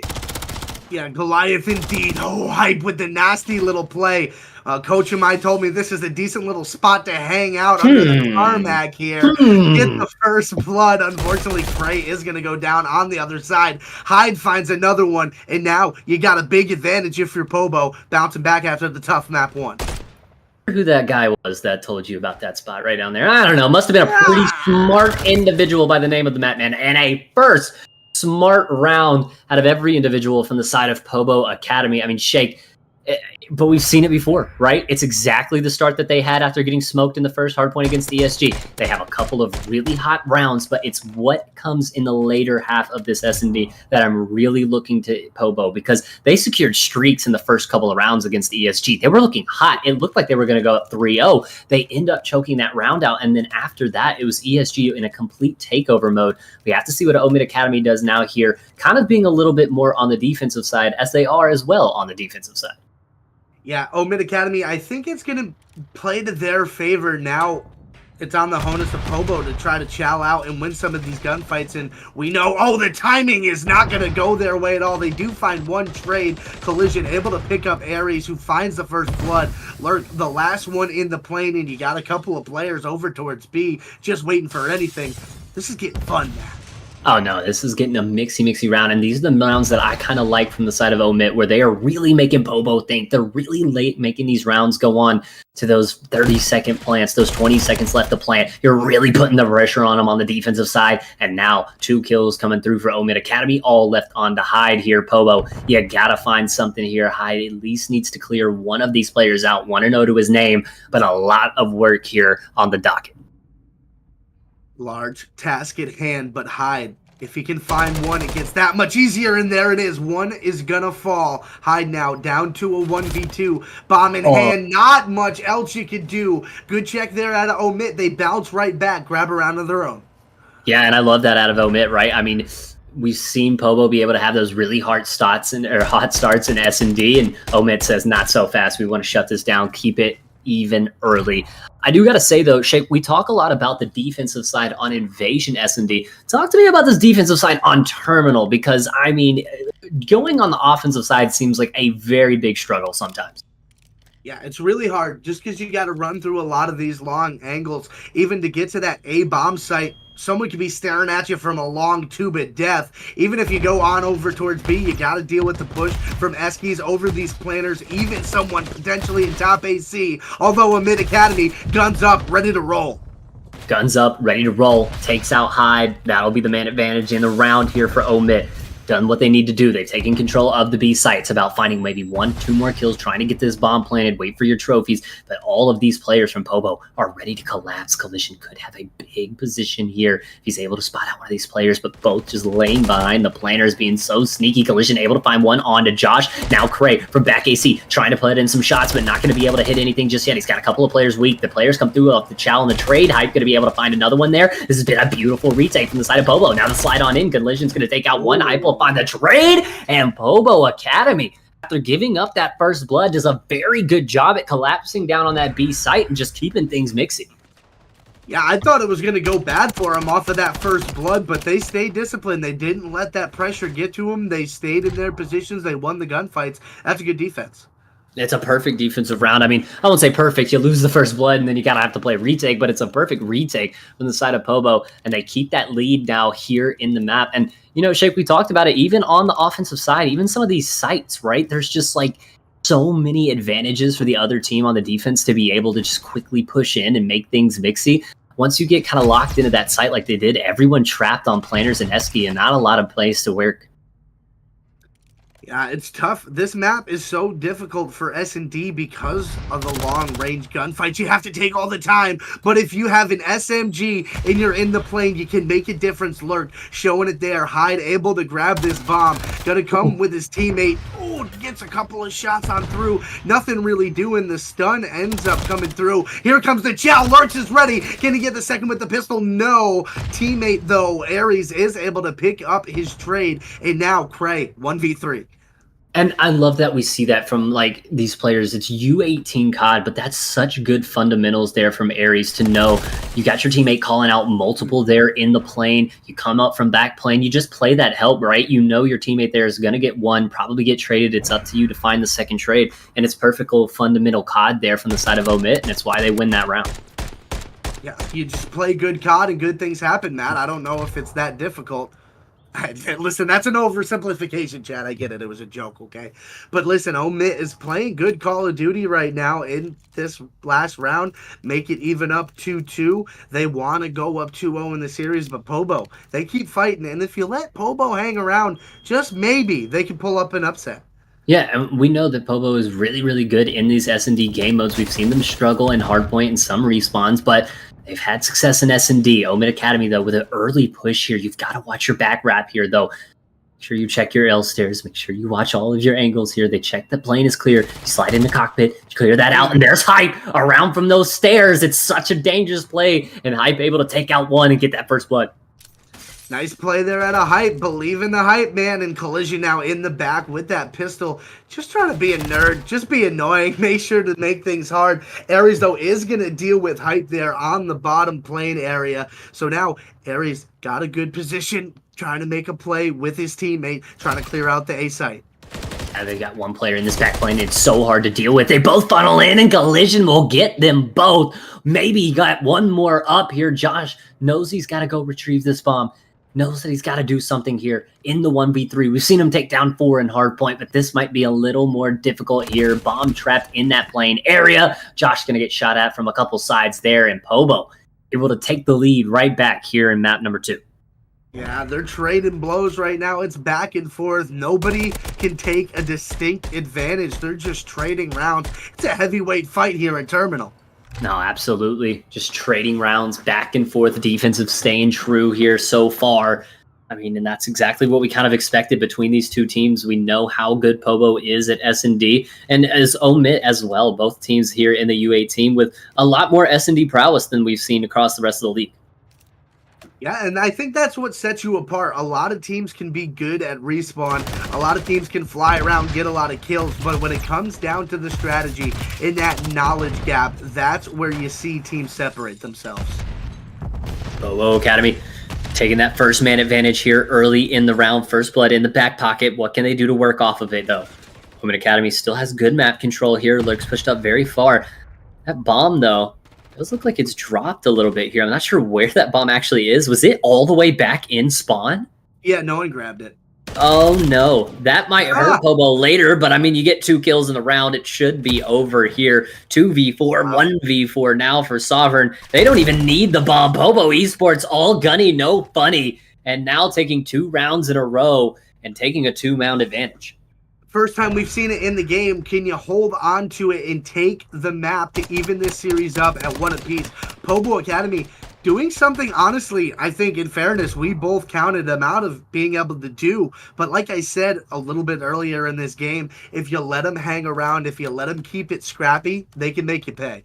No, absolutely. In those rounds as well. I mean, not even getting the bomb and just being able to know exactly where these players are and take them out. That's such good S&D prowess out of this team. And not even get checked. Just be like, oh, hey, guys, we left the bomb in spawn. Oh, okay, I'll go back and get it. Just kill out while I go get it. Oh, yeah, no problem. Yeah, I mean, hey, listen, that's called trust and confidence in your teammates. And when they're shooting the way these guys are, I can kind of understand it. Although, Pobo gonna fall. OMiT gets a first blood. Hyde is gonna find the equalizer there. Now it's a 3v3. 3v3. Hyde up here with just a minute to go here in the round. OMiT Academy still bomb in hand for Sovereign, but you got to find a way to get this bomb down on one of these sites. A little bit trapped over in Dream right now. Not a lot of places to go. They're going to try to make their way through L plane, but Hype is going to be the man that's waiting under the plane. Oh, I think he may have got the information here. Might be a late chow, though. The bomb might go down just in time. He gets the first kill, and he's out of there. That's going to give the man advantage back to the side of Pobo. And now running around like headless chickens, but Aries will find the first player. Now the third. Oh, my goodness. Lighting up the kill feed in a 2v3. OMiT Academy with a much-needed round there and gets it just to a 1-round advantage. All from Lurks here on the top AC, and they lined up for him. I was wondering what happened over there. An Optic-like lineup. Oh, no. If you're hitting that slide, as soon as you die, you're like, no way, man. You're just so frustrated with how you go down there. Good round at OMiT Academy. If you go down 5-2, things are looking really bleak, but all of a sudden, you're 1 round away from tying this thing up, and then all of a sudden, you can put pressure on Pobo. I mean, and we've seen it before. We talked about it at the start of this one. Pobo with really hot starts to a lot of these S&Ds, but what can they do in the later half? And that's exactly what they needed right there. First blood coming through off the A site. They do have somebody back playing, though, still waiting to make a play. It's Lurks. He's the man that has to shut this B play down. Oh, he might just play back here. Try to rely on the trigger display, and he knows there's people in play now. He just needs to wait for this. Can he get the advantage? He finds the first on the eye, but no more than that. Collision will able to take him down. Sovereign trying to get the shots through the plane, but just nothing hitting for him right there. Pobo plays the trades to a T. Now, though, Hyde getting shut down. Things go into a 2v2, and this is just as mixy as you like, Shake. We're in the blender right now. This is exactly how you want this round to play out. They know how big this is for momentum. If you're Pobo, you're one round away. If you're OMiT, you tie it up. Josh, with the fancy work, can't quite find the second. Cray is going to clean him up. And now, 1v1, Sovereign versus Cray. Oh, and Sovereign, he's made the play. Sovereign has made the run play. He's going to run up through the backside. I'm not sure Cray's going to expect this. No, sir. But the shots, it's a little windy here on the terminal. The reach out comes through, but Sovereign and the Renetti ringing true there and able to get the defuse with time to spare. And OMiT Academy able to take 2 rounds in a row of their own and lock this now for a piece. And Shake, it's basically a best of 3 for who's going to be winning this map too. Yeah, it gets a little scary there, but ultimately you get the job done. You're right. Sovereign made the play, hit those L stairs we've been talking about so much. It's been so influential throughout this series. You think maybe eventually you start checking them, but heck, I don't know. We're locked in a barn burner, a slobber knocker, Matt. Slobber knocker. That's a word for you, chat. Keep that in your vocabulary. But Yeah. OMiT Academy looking to turn this slobber knocker in their favor here. Double trophies down here on the planner side, looking to try to mount some pressure here towards the B site, but immediately backing off. Kind of like this play out of them, try to force an early rotate out of the side of Pobo. But Cray's been looking here. He says, I'm not seeing anything. These guys aren't moving a muscle right now. No, discipline. You feel the pressure mounting. Cray gonna find that first blood, crisp shots. Oh yeah, hype finding that second one. You talk about the L stairs. Yep, give him that. That's 3 dead, his second of the round. And now, all of a sudden, Pobo in the driver's seat. Josh, 1v4 and with weak health. Not much you could do. Pobo 1 round away from even in the series at 1 apiece. I was about to say, we've seen Josh make some incredible plays, but I don't know about a 1v4 on terminal. He's got the good timing on the slide, but Cray just better slides right by him. Maybe a few extra shots, who knows? But Pobo Esports taking map point here, trying to even things up. You got to win 1 more round to do it for OMiT Academy, though. You start on this defensive side, you put this round in the back pocket, and you put the pressure on Pobo in around 11. Try to give yourself a chance. Give yourself a chance to fight. You gotta go. But if I believe one team can bring this thing out of the depths and go 2-0, it's OMiT Academy, so it's gonna be on Pobo here. Can they get the first blood? They do, and that's the tone setter they need. Yeah, the tone setter indeed as they push right up onto the B site, able to find out 2. Lurks playing with that SMG top AC, not exactly the gun he wants to have in this situation. He gets taken down, 1 more man up, and that will be the round and the map. Pobo Academy tying things up at 1 apiece here in your losers finals, and that is a must-win map for the side of Pobo. Now you go into control. Things are tied up 1-1. He's still going to get to that Karachi hardpoint, which is what we talked about might be in the back favor of Pobo. Needing to steal map 2 or 3, they did just that. They got the map number 2. Honestly, you got to tip it. I didn't really think they were going to be able to grab Terminal. I thought maybe Invasion was where they were going to have their back against the wall, be able to fight and get through that one. But now they got the series evened up. If they can go to an Invasion, keep it mixy enough like they did in that S&D, we could be looking at a 2-1 Pobo lead. Yeah, I mean, Invasion Control is just one of those maps, right? It's very defensive heavy. You know that A site can be so hard to get, but if you get that A site and you leave all the pressure of the defense to defend B, you could have a round in the back pocket, maybe the first team to steal an offensive round away. We could see them maybe putting this map away into the back pocket, but like you said, Shake, huge swing map either way. And while we get it set up, we're going to toss it to a quick break, and when we come back, we will have map 3 of your losers finals action here in the U18 League.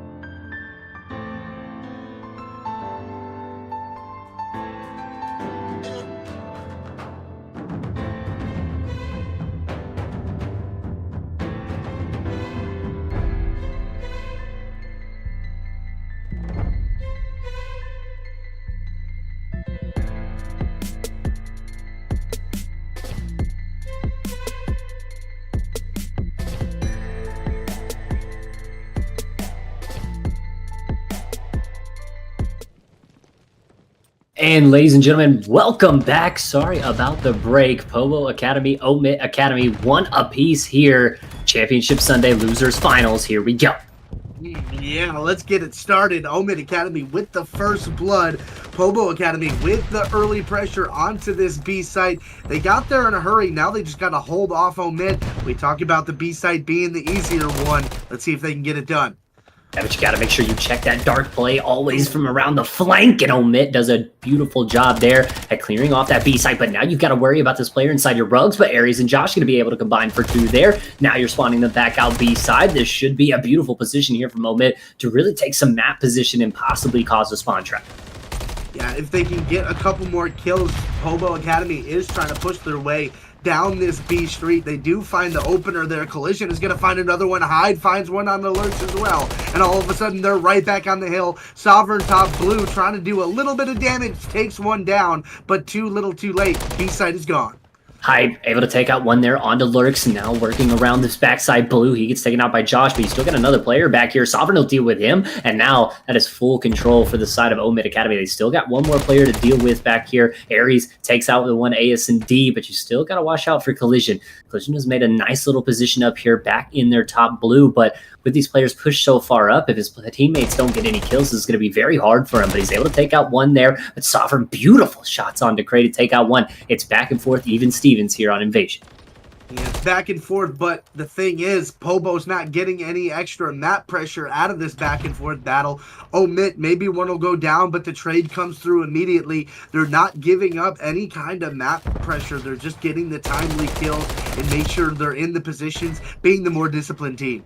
And a beautiful bait and switch out of Sovereign there, able to find one. Collision, though, right back onto Josh, and it seems like they're just going trade for trade right here, but OMiT Academy slightly ahead here in the trade battle, 17-14 on lives. Josh, tough gunfight there. Now you find 2 dead. Lurks, though, still around reception here. If he's able to find one, that'll be huge. Big wall bang onto Collision there, and on OMiT Academy still in the lead in lives, and Josh going to sit down one more. Sovereign with the trade, 3 dead in the feed, and OMiT Academy right back in position. 30 seconds left. One more push here from Povo. They've got to go, and they've got to be able to find some kills. That's a big gunfight went out of Cray. Now you clear out the cafe area. You get some of that mid-map pressure in your favor. Josh, though, able to get one, trying to get the numbers back towards his team. Sovereign, that's a big kill on to Cray as Hyde is able to find one. But yet again, Povo with a couple of kills, not able to get anywhere near this A site. No, I mean, now 7-12 on lives to take a perfect 4 dead. You've only got one man near this point. You got to touch now, and it's just nowhere near happening. OMiT Academy, a perfectly played first round there of Invasion defensive control. You give up B point, you make it a little mixy, and you hold down A for the rest of the time. That's bread and butter, and that's what you got to do. It's what they do here, and that's why they're up 1 round. But Shake, you got to look to Povo here. Same thing for them. If they bounce back and just play it like it's supposed to be played here on Invasion Control, it's going to be back and forth. You could see a round 5. It could come down to ticks. It could come down to kills. It could come down to whoever wins that first offensive round. Yeah, that's what's going to be the difference here. I'll say it. If OMiT Academy wins this, you might go 5 rounds. Who knows? But if they are able to get this attack, I'm going to go out on a limb and say they take the 2-1 lead in the series as well. But still, a lot of time to get there. Povo Academy trying to do something about it, but Aries just being a pain until Hyde's able to take him out eventually. So let's say Hyde and Cray were chasing that man down. They wanted that kill. Hyden, though, going to take out Sovereign, and now you're going to have to push from the backside, but Cray gets shut down. Hyde gets traded out. You still got Josh here working this B site. Oh, a beautiful 3-piece out of Josh there. You've got the reinforcements from your team. This should be a quick B cap for the side of OMiT Academy, and it exactly will be that. It's going to be 2 minutes and 20 seconds on the round. One just slips by Collision, but the rechow is good. Collision will be able to take out Lair. One, not more than that. Sovereign's going to be able to find 2. But Shake, 2 minutes now here on the hill for OMiT Academy to work this, and they've only given up 6 lives. Yeah, that's a good spot to be in on an Invasion Control. You get the B point done nice and early, gives you a good chunk of time to work with. But again, we talk about how difficult it can be. You have to get a good 3, even 4 to do damage on this A site. Povo maybe trying to do a little bit better than a bend don't break this time. Yeah, I mean, 143 on the clock, so it's still a lot of time to work with. You're going to have to deal with 4 or 5 pushes out of the side from OMiT Academy. Trade's going to be going back and forth. It's going to get mixy here. They've done a good job at allowing themselves a lot of time to work with. Now with the nade kill, that's going to be 2 dead. You can start to push up, take a little bit of map control, but in laundry and in rugs here. Aries, though, beautiful flank, able to one. The shots, are they good onto the second? Oh, the Renetti just doesn't do him the justice. Gets the trade, that's 3 dead. You've got the hit on the hill. You just got a double stack. You've got to get your points. Now 4, though, from AS&D, that's collision. You're going to be able to take out the man on the point. You find your man in your spawn, and all reset, go again to the side of OMiT Academy. It gets mixy, but it's bend, don't break, and we've been saying it. That's how Povo likes to play these. Yeah, and it worked until it didn't against ESG Academy. You gotta hope it stays true. But it looks like OMiT is finally gonna get some pressure, and that's what they get. They get the kills they needed. That's a clean 4 dead. Now Povo, the pressure is on them to get to the A site.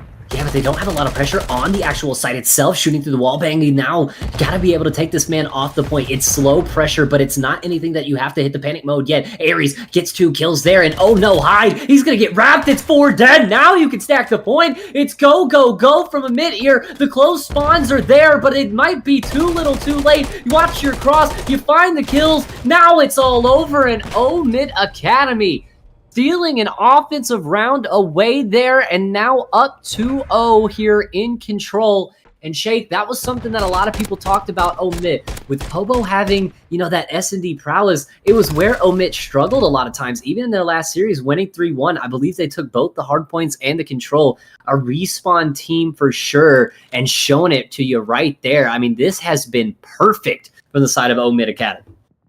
Yeah, this may be a 3-0 in the control here. You know, you got the luxury defense on your side, but I'll tell you what, I'd like this early A hit at a Povo. Get the tough one done first, and the job becomes a lot easier. Hype able to find the early nade, but Josh finding one on a Hyde. It's going to be even numbers, and oh no, they just keep on falling. But hey, you got a little pressure here. Yeah, you got the double stack on the point. Aries electing to hit from the front here, but he might have got team naded. Absolutely, Josh finds a bad nade there. Now not going to be able to find the kills either. This double stack on this A site is working. It's magic right now. Continuing to find kills. Oh my goodness, all over the map right now. A is almost done and dusted. B might be done as well. You've got to elect to hit a site, but I just playing the spawn trap right now, finding kills all over the place. A point is done. You've got a man on B as well. Hype is still watching this cross. This is a perfect setup from the side of Povo Academy. You've got to find some kills. Oh my God! Hype is going absolutely nuclear. He might find another. The Renetti doesn't go the way. They finally clear off the B site, but it's 2 minutes and lives have just been dwindling if you're on the side of OMiT. Yeah, OMiT, you gotta calm down. You gotta take a second to catch your breath and get some of these kills. You dealt with the pressure, but you got a tick and a half onto that B site. Cray here, trying to make that 2 ticks, but Aries is right here. And now you gotta stay alive, wait for your teammates. Aries gotta find a second, Lurks finds a third, and there it is. Onto a 5 streak goes Aries. And Josh with the crispy ones. And it looks like OMiT is ready to clutch up. And I mean, out of nowhere, right? I mean, they look to be up against the ropes, dwindling on their feet, and all of a sudden, you find the kills you need, you get the map presence, and all of a sudden, it's Povo who are now trapped back in their spawn. Josh has just been going nuclear on this tank. Aries still on that 5-3, as you said, one off the cruise, and all of a sudden, OMiT Academy looks to be locking this in. It could be a 3-0, but there's only 1:18 left. This was a 24-17 life advantage for Povo Academy. It is now 16-13. What an advantage it is for them. And like you said, they were on the ropes. We were kind of counting them out, but all it took was a 4 dead, and all of a sudden Povo was pushed all the way back, and now they're forced to try to take some routes and get some players away from the site to go down. Hype able to find one, but still, it's a staggered push. It's halted. Now you got to wait for your teammates. And all of a sudden, what was 2 minutes is now only 45 seconds. The clock just ticking away so fast there. Only 11 lives remaining. They've just been getting funneled into irons by this OMiT Academy squad. Hyde now from the side, able to take out one onto Josh. That might be the kill they need to at least establish some map pressure. Lurks goes down, but a need comes in from Hyde. Aries got to be able to find one kill here. He's got to be able to push the point, but he gets a good trade from his teammate here. Now a contested point. No more for now. Aries and Josh going to go huge, being able to find 2. 7 lives remaining. Now from the side of Povo Academy, 30 seconds. You get one more shot. You got one more push to keep this map going, but the nades and the stuns are gonna hold them back for now. OMiT Academy fully pushed up this B Street. Lurk's gonna be able to take out one as well with Aries. 17 seconds remaining, 5 lives now. The Cruise as well coming from Aries. 12 seconds remaining. OMiT Academy, all they have to do is hold off for a few more moments. Collision with a nade, but it's 2 men on hill that line up for Sovereign. He finds 2. The last one comes through as well. And OMiT Academy clutch up in the final moments, and 3-0 here in map number 3 to take the lead heading in to map number 4. I mean, my goodness, what looked like a get back out of Pobo Academy was a swift na-na and a kick to the face out of OMiT. I mean, my goodness, what a way to take a 2-1 lead in this series. An emphatic 3-0 victory, and let's take a look at the numbers. 24 and 15 out of Josh, Sovereign 20 and 14. I mean, my goodness, what a roll. And I'm not sure why my camera isn't working. There we go. Fix that up for you guys. But I mean, what a roll there from the side of OMiT Academy. It was perfect. Every single moment they needed it, they got it. And I mean, you talk about the clutch up there. They lose A site off the rip. There's being pressure put on the B site as well. That first hit gets done. They find every single kill they need to, even with their backs against the wall. And after that, I mean, they just start funneling them through that. I mean, it was 24-16 on lives. They ended with 9 lives remaining, Shake. They went on a 24-5 life count run. I mean, talk about your phase up moments. Yeah, you can do it too, maybe if you get a little better. But I mean, hey, we talked about getting to the map 4. You got the map 2. So you made it there. Karachi Hardpoint. We said this might be your respite to get it to a map 5. You got to clutch up. You got to let the subs be your playmakers here. And, well, I don't know if that's going to be OMiT or if it's going to be Pobo, but let's hope for Pobo's sake, it's them.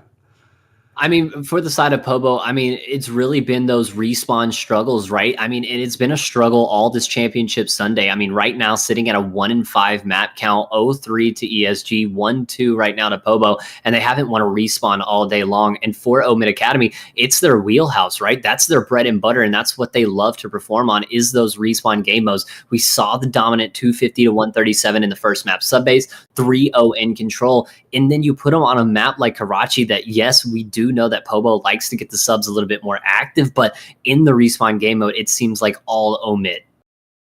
Yeah, I mean, it has been so far, but we got a chance to see what happens. We're still trying to get map 4 loaded up. Don't go too far. We'll be right back.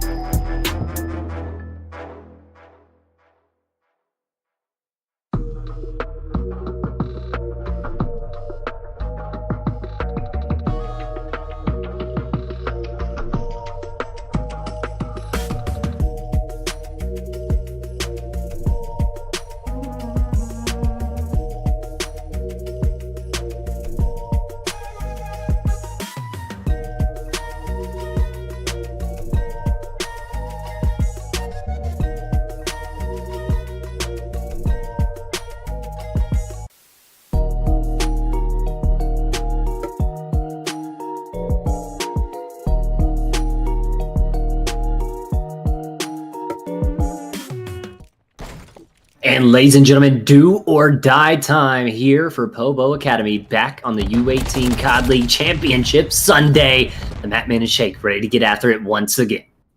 Yeah, here we go. Karachi Heartburn. We talked about how this could be Pobo's chance to get back into the series if they can knot it up at 2 apiece. But the early time is going the way of OMiT.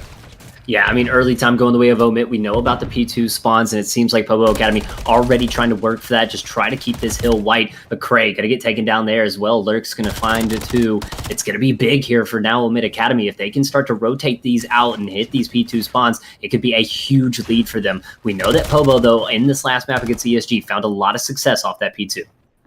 Yeah, looking to do that here as well. They already got those rotations, but I mean, 40 seconds on the P1. That's more than enough for OMiT Academy. If you can do that every time on P1, you feel really, really good about it. And I mean, even as the hill pops, Pobo, they're in the position, but they're not getting any of this time, and the bodies are falling as well.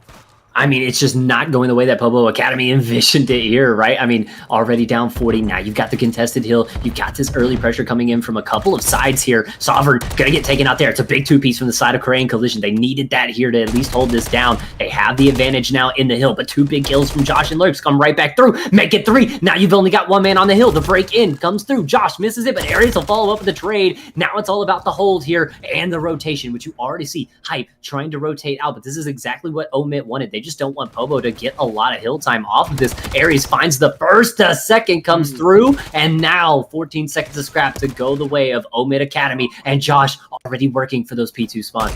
P3. Yeah, you talked about Hype working his way on over towards P3, and that kill there might just be the backbreaker here. I mean, OMiT Academy, they're spawning directly on top of P3. Now a 40-second lead could get even bigger. You got Pobo Academy trying to work their way on through, but Josh in a good position to ruin the setup. Oh, Josh was in a good position, but Hype shuts him down, and now it may be Pobo Academy that can kind of break in through this back coop side. They have the pressure, but can they find the kills? Lurks will be able to find 1. Hype just goes Jeff Hardy off the top rope, but he gets sat down. Aries takes out 1. Josh with 1 more. It's 1 more up, and that will be all 4 down. OMiT Academy off and running here. Only 3 hard points in. We're not even done with the 3rd, and we're already at almost a 100-point lead from the side of OMiT Academy. Oh, yeah, no, they want to close the door here, Matt. They don't want to mess around in any fashion. And look at that, Pobo, you get a little bit of time here. You're going to be able to get 10 seconds. Good for them here. Trying to get out of the kids' table, trying to go where the big dogs play. Hype, that's a big kill there. But still, you got to get on over to this P4, and OMiT's already here.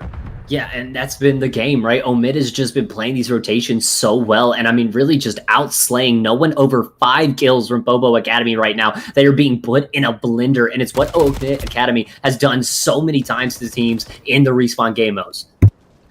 Yeah, this is what they do. This is their bread and butter. Pobo trying to do something about it. Get a couple of seconds there. Lurks is going to get a huge 2-piece to clear out that hill. Sovereign making his way through the back. Don't know if he knows this other player and Hype is there. He does not. Josh is going to follow up with a trade. It's back and forth. Nobody getting too much time. I guess that's all right if you're Pobo, but I mean, you're down by almost 100. Every second you can get is so pivotal at this point. And OMiT, they're already at P5. Yeah, I was about to say OMiT is already hitting that rotation onto P5. They have played now 4 hard points and only allowed 47 seconds, almost averaging 10 seconds a hill on defense. I mean, that's perfect hard point from the side of OMiT. They've got to be able to try to work out these gunfights right here. Collision, big win there. He's able to find 2. He's still a little bit trapped, but he's going to have tail from his teammates coming through mid. They'll find the 3-piece, but Lurks going to spawn in that back real quick, and he'll find the kill, but it's a perfect break from the side of OMiT. Perfect break for Pobo here. OMiT, they're just trying to get back. The spawns give them a little bit of a pinch, but Collision is right behind them with the benefit of some wacky spawns of his own. So Pobo, they're able to get the break, just trying to claw back into this one. And like I said, every bit of time you can get is so big when you have a lead that OMiT has. Pobo, they're just trying their best here. Yeah, I mean, it's been a big hill for them to at least get back into the game. This has been their most successful hill so far. Hyde on that 5 spree. Oh, he's looking for the cruise missile. This is a huge gunfight. Not able to win it. So the cruise not obtained there. But for Pobo Academy, they get themselves back within 1 hill here in this Skid Row hardpoint. And it's still, remember, if you're just now joining us, it's a do or die map. 2-1 up here for OMiT Academy. If they win this Skid Row, or if they win this Karachi hardpoint, they will put themselves into the grand finals. Here we go, back onto P1. The first set of rotations was all green. OMiT Academy absolutely dominating Pobo, though, trying to do everything they can to get back into it. You mentioned they're 1 point away, one big money hill from getting right back into this thing. But as we're talking about it, 30 seconds are gone, and Pobo hasn't touched the hill much.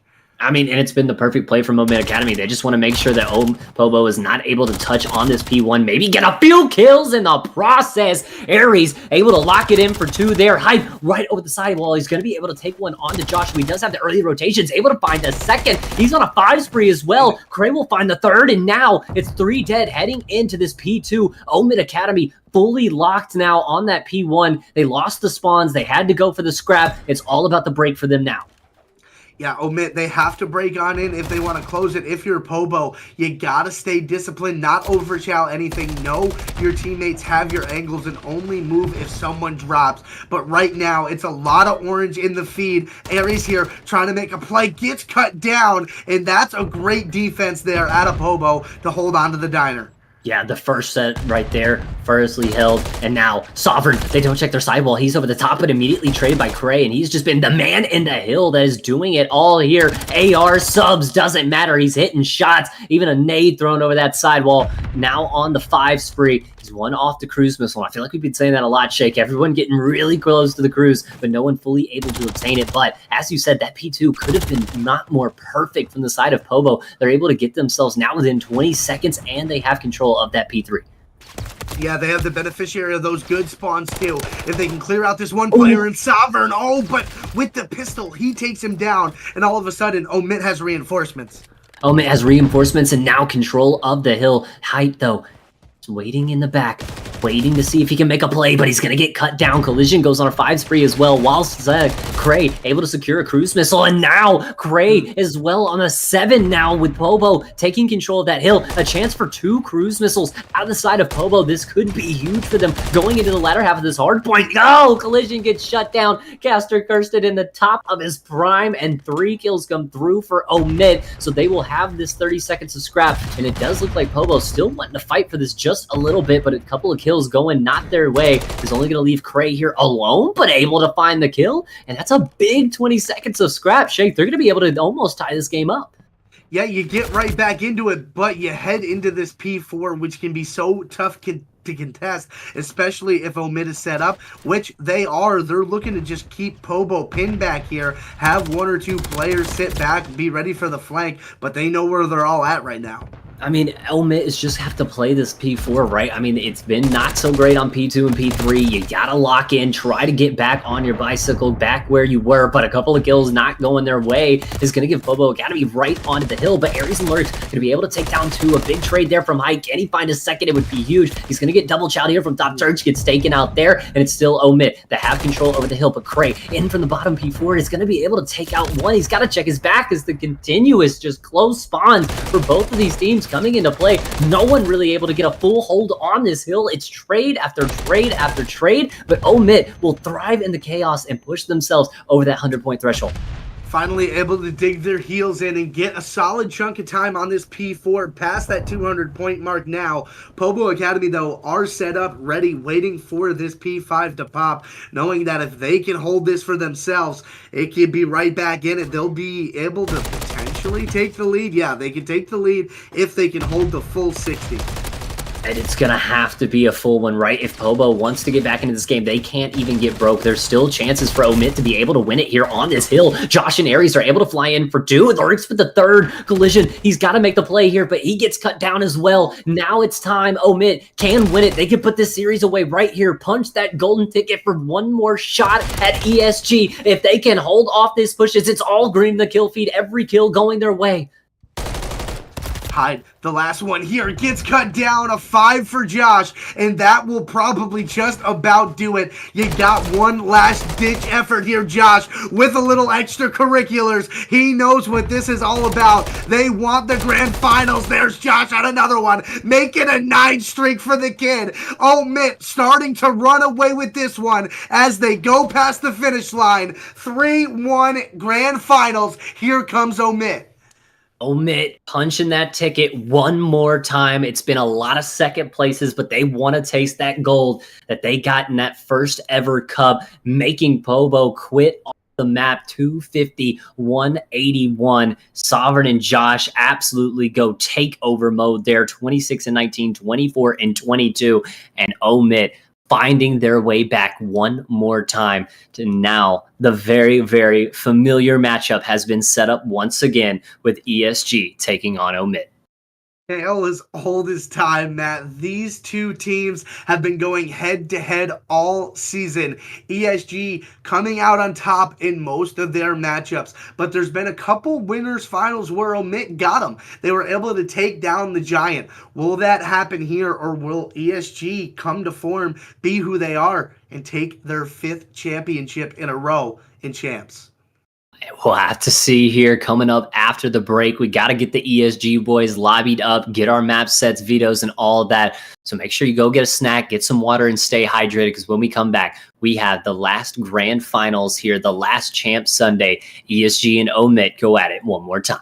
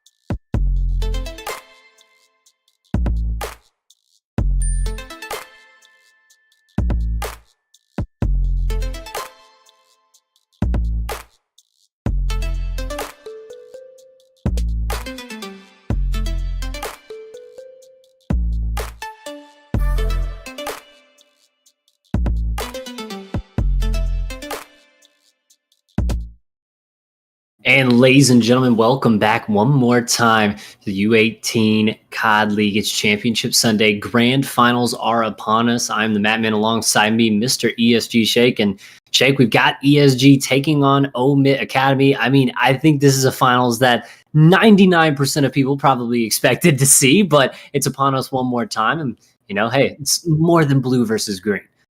Yeah, listen, it goes deep. OMiT Academy wants their get back so bad. Like I said earlier, they won a couple of winners finals, but the grand final, it's been eluding them. Against ESG, at least. They've won that first cup, but ESG wasn't even in it. They were playing in a local. So it's going to be interesting to see how this one goes. They want the get back, Matt. We're ready for map one. ESG, OMiT, taking each other on one more time. ESG looking to look in 5 tournament wins in a row and cap it off with champs. Probably, I mean, got to be the biggest win streak since the Optic Dynasty as far as COD is considered. And ESG looking to do just that already. Getting a couple of kills here, looking to lock in this P1. All about these P2 spawns, but we know how good OMiT has been playing in these respawn game modes. Yeah, and that's been where they are able to stake a claim as one of the better teams in this league, is because their respawns are so crisp. You're seeing it. They're getting a decent chunk here on the P1, and you take a look at that left side of the map, they're already set up for that P2 as well. ESG a little bit behind the 8 ball, but that 2-piece will do a good job to get you back in.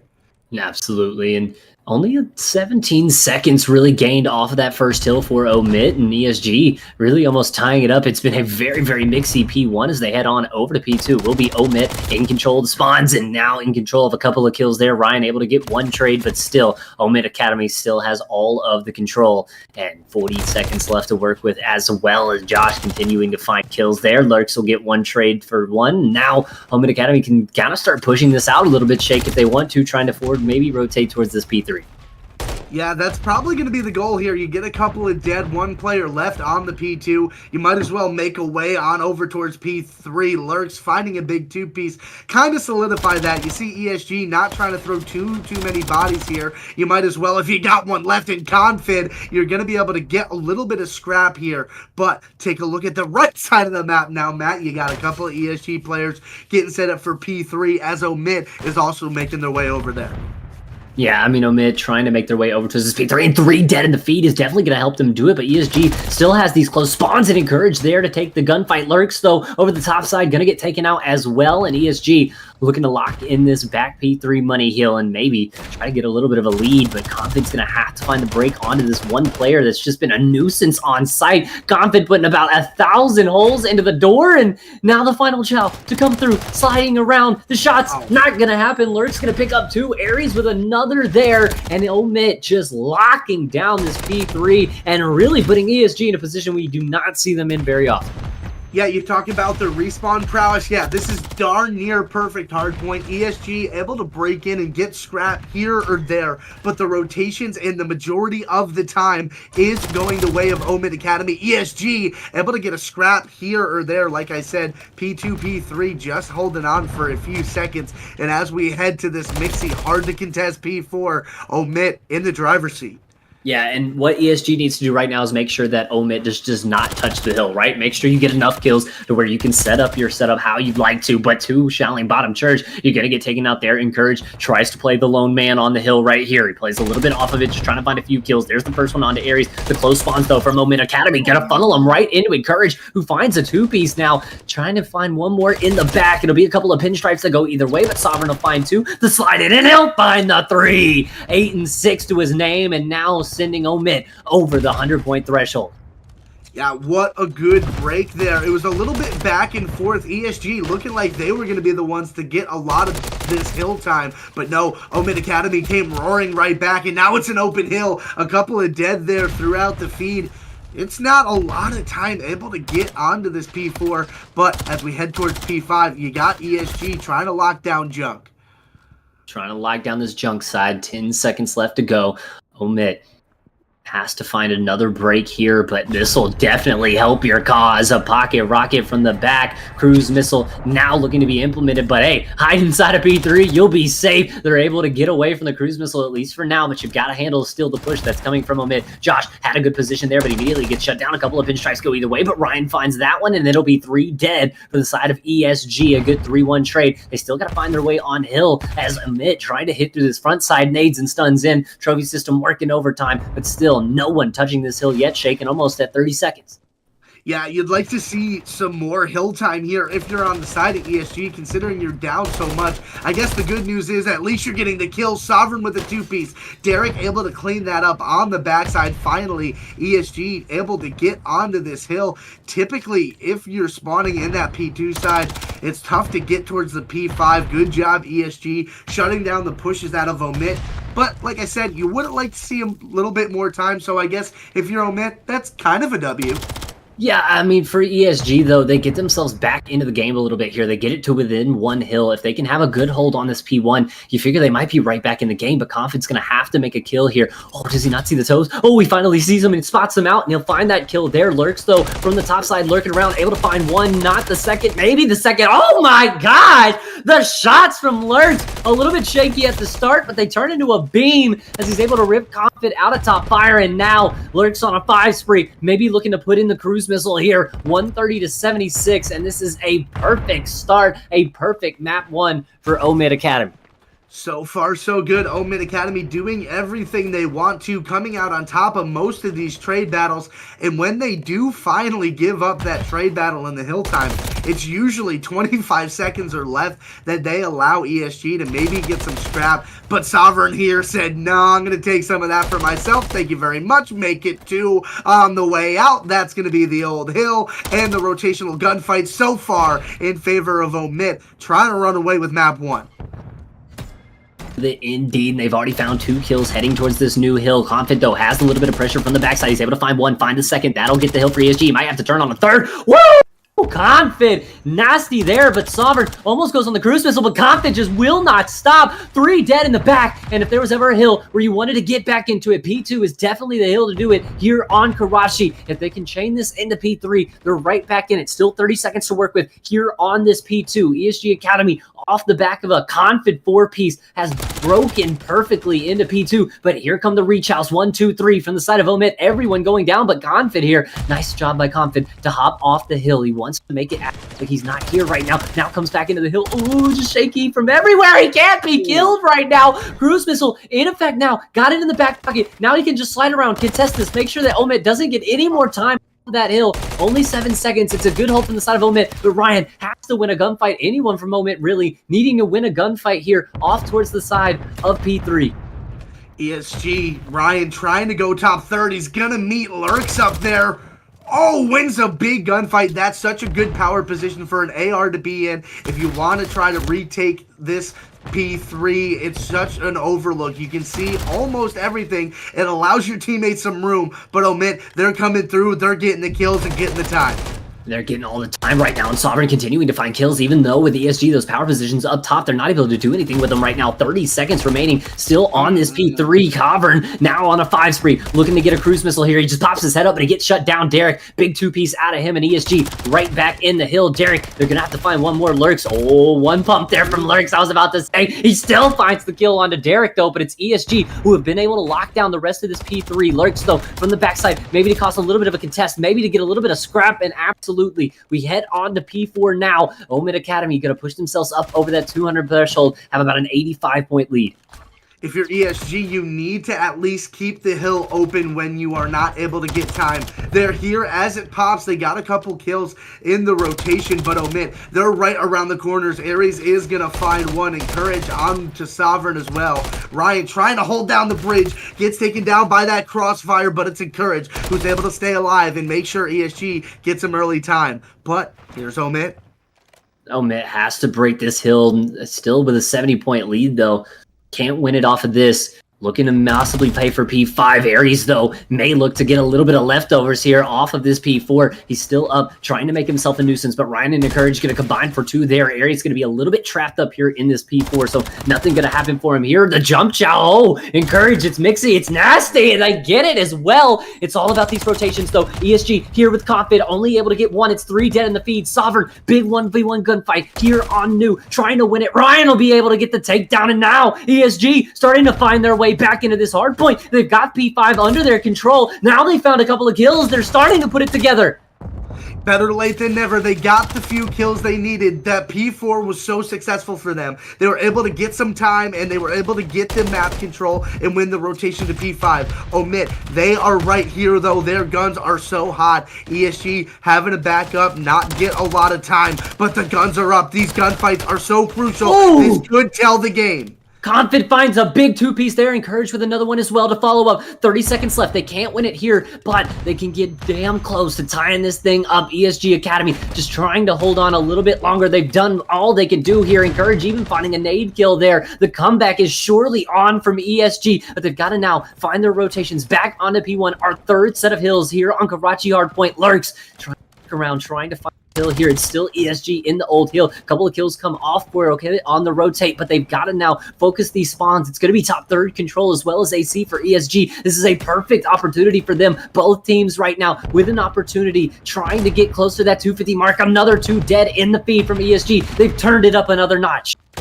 They are rolling right now. Getting that top third control was so important, and now the kills are all going blue. The momentum is starting to shift. ESG has taken the lead. They can get the dub here. OMiT, they need to get a break. That kill is the opener they need. Gets traded out immediately by Ryan. It's an open hill. This one's going back and forth. Back and forth, but a couple nades and stuns do come through for OMiT Academy. They'll be able to take one, but another nade from Derek, the util, another nade from Encourage. The utility is just going absolutely massive here. Yobi's being yoinked from all over the map, and ESG, now with their first lead since I think 4-0 on the first hard point, now has to find a way to try to break into this back P2. If you're Encourage, you might as well just give up this last few bit of seconds here and try to rotate on. ESG, they have to find the break. It's the hill from OMiT. If they're able to lock this down, oh, Sovereign, trying to find over this backside wall. They have all the control they need right now. Derek goes down. Take 2 more if you want to. OMiT, now the lock from maybe can phase up.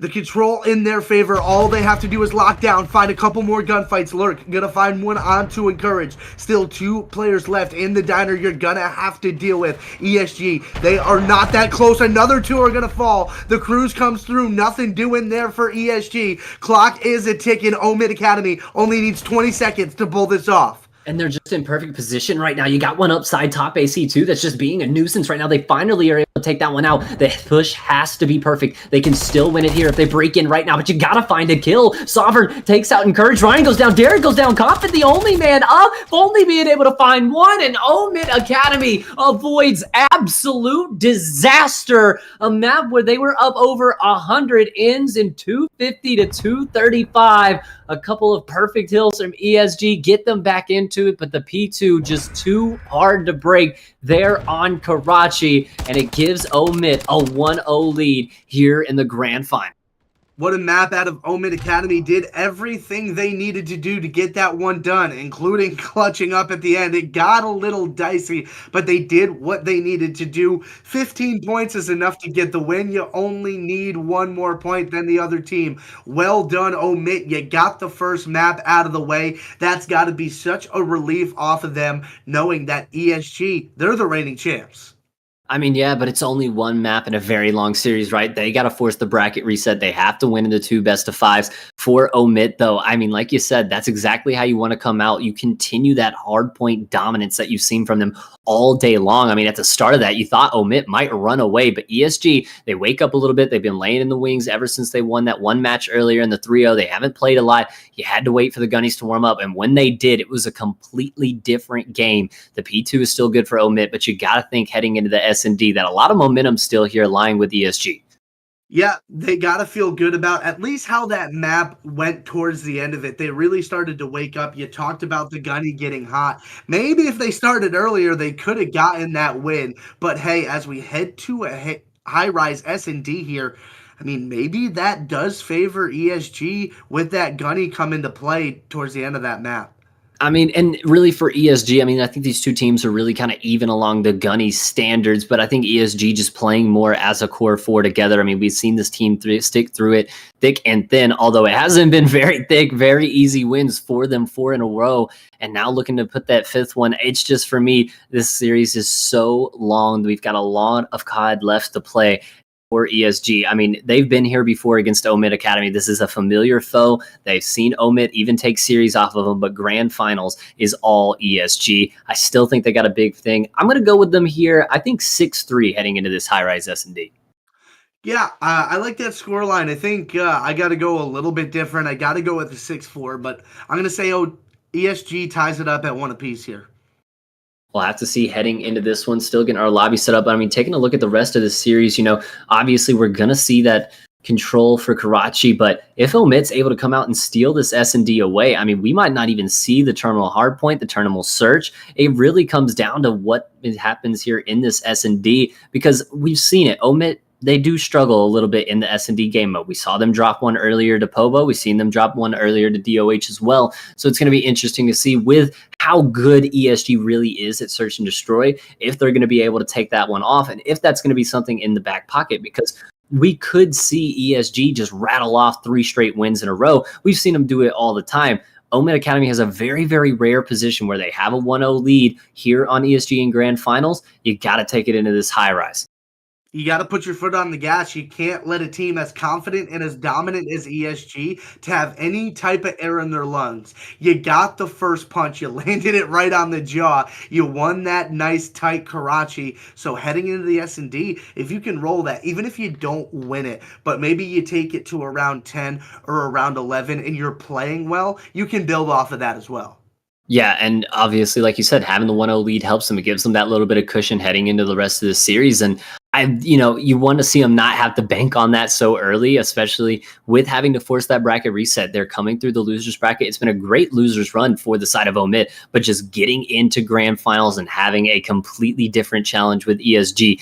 But you got to say, for OMiT, undefeated in hardpoints today. They've looked phenomenal on different maps throughout today. I mean, doing it on Terminal, doing it on Skid Row, doing it right there on Karachi against a team like ESG. This OMiT squad has a lot in favor of them right now heading into these next few maps. And especially, they get to that terminal hard point. Even still, that might still be a little bit back in the favor. You could look to be on the ESG side of maybe pulling off a Neslo here. Yeah, I mean, that's kind of how we've seen it happen. And, we're trying to get this lobby set up here for you, chat. We're going to throw it to a quick break. Don't go too far because the S&D is coming right after this.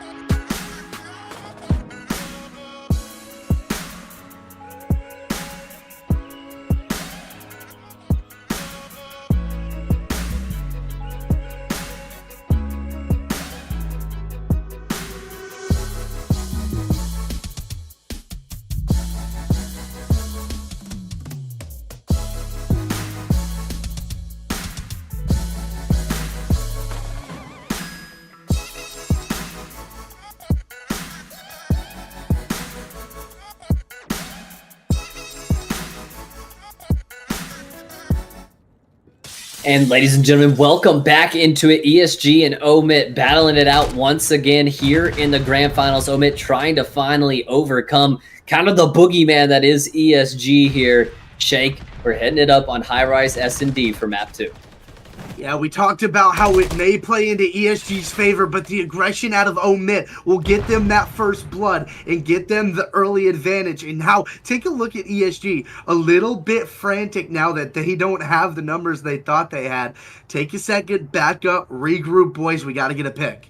Yeah, you got to try to play off of a pick here, try to work a few kills out. You got to know that there's probably one of your top elevators here, very common spot. And as you see, Lurk's already up there, but you got another one watching this B street, but Lurk's going to be able to take out Confid. And now a 2v4 situation for ESG. OMiT Academy in a perfect position right now to take this round one in their back pocket. Encourage going to try to maybe wrap through this back spawn, but he's the only one left here in a 1v4.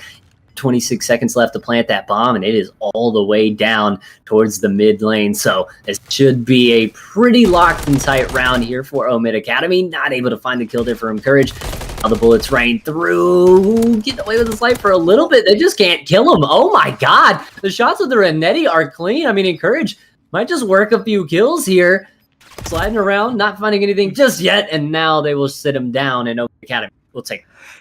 We've seen a lot of crazy things in this game, MW3 map, but one thing I don't think I've seen, at least in competitive, is a 1v4. It's so difficult to do.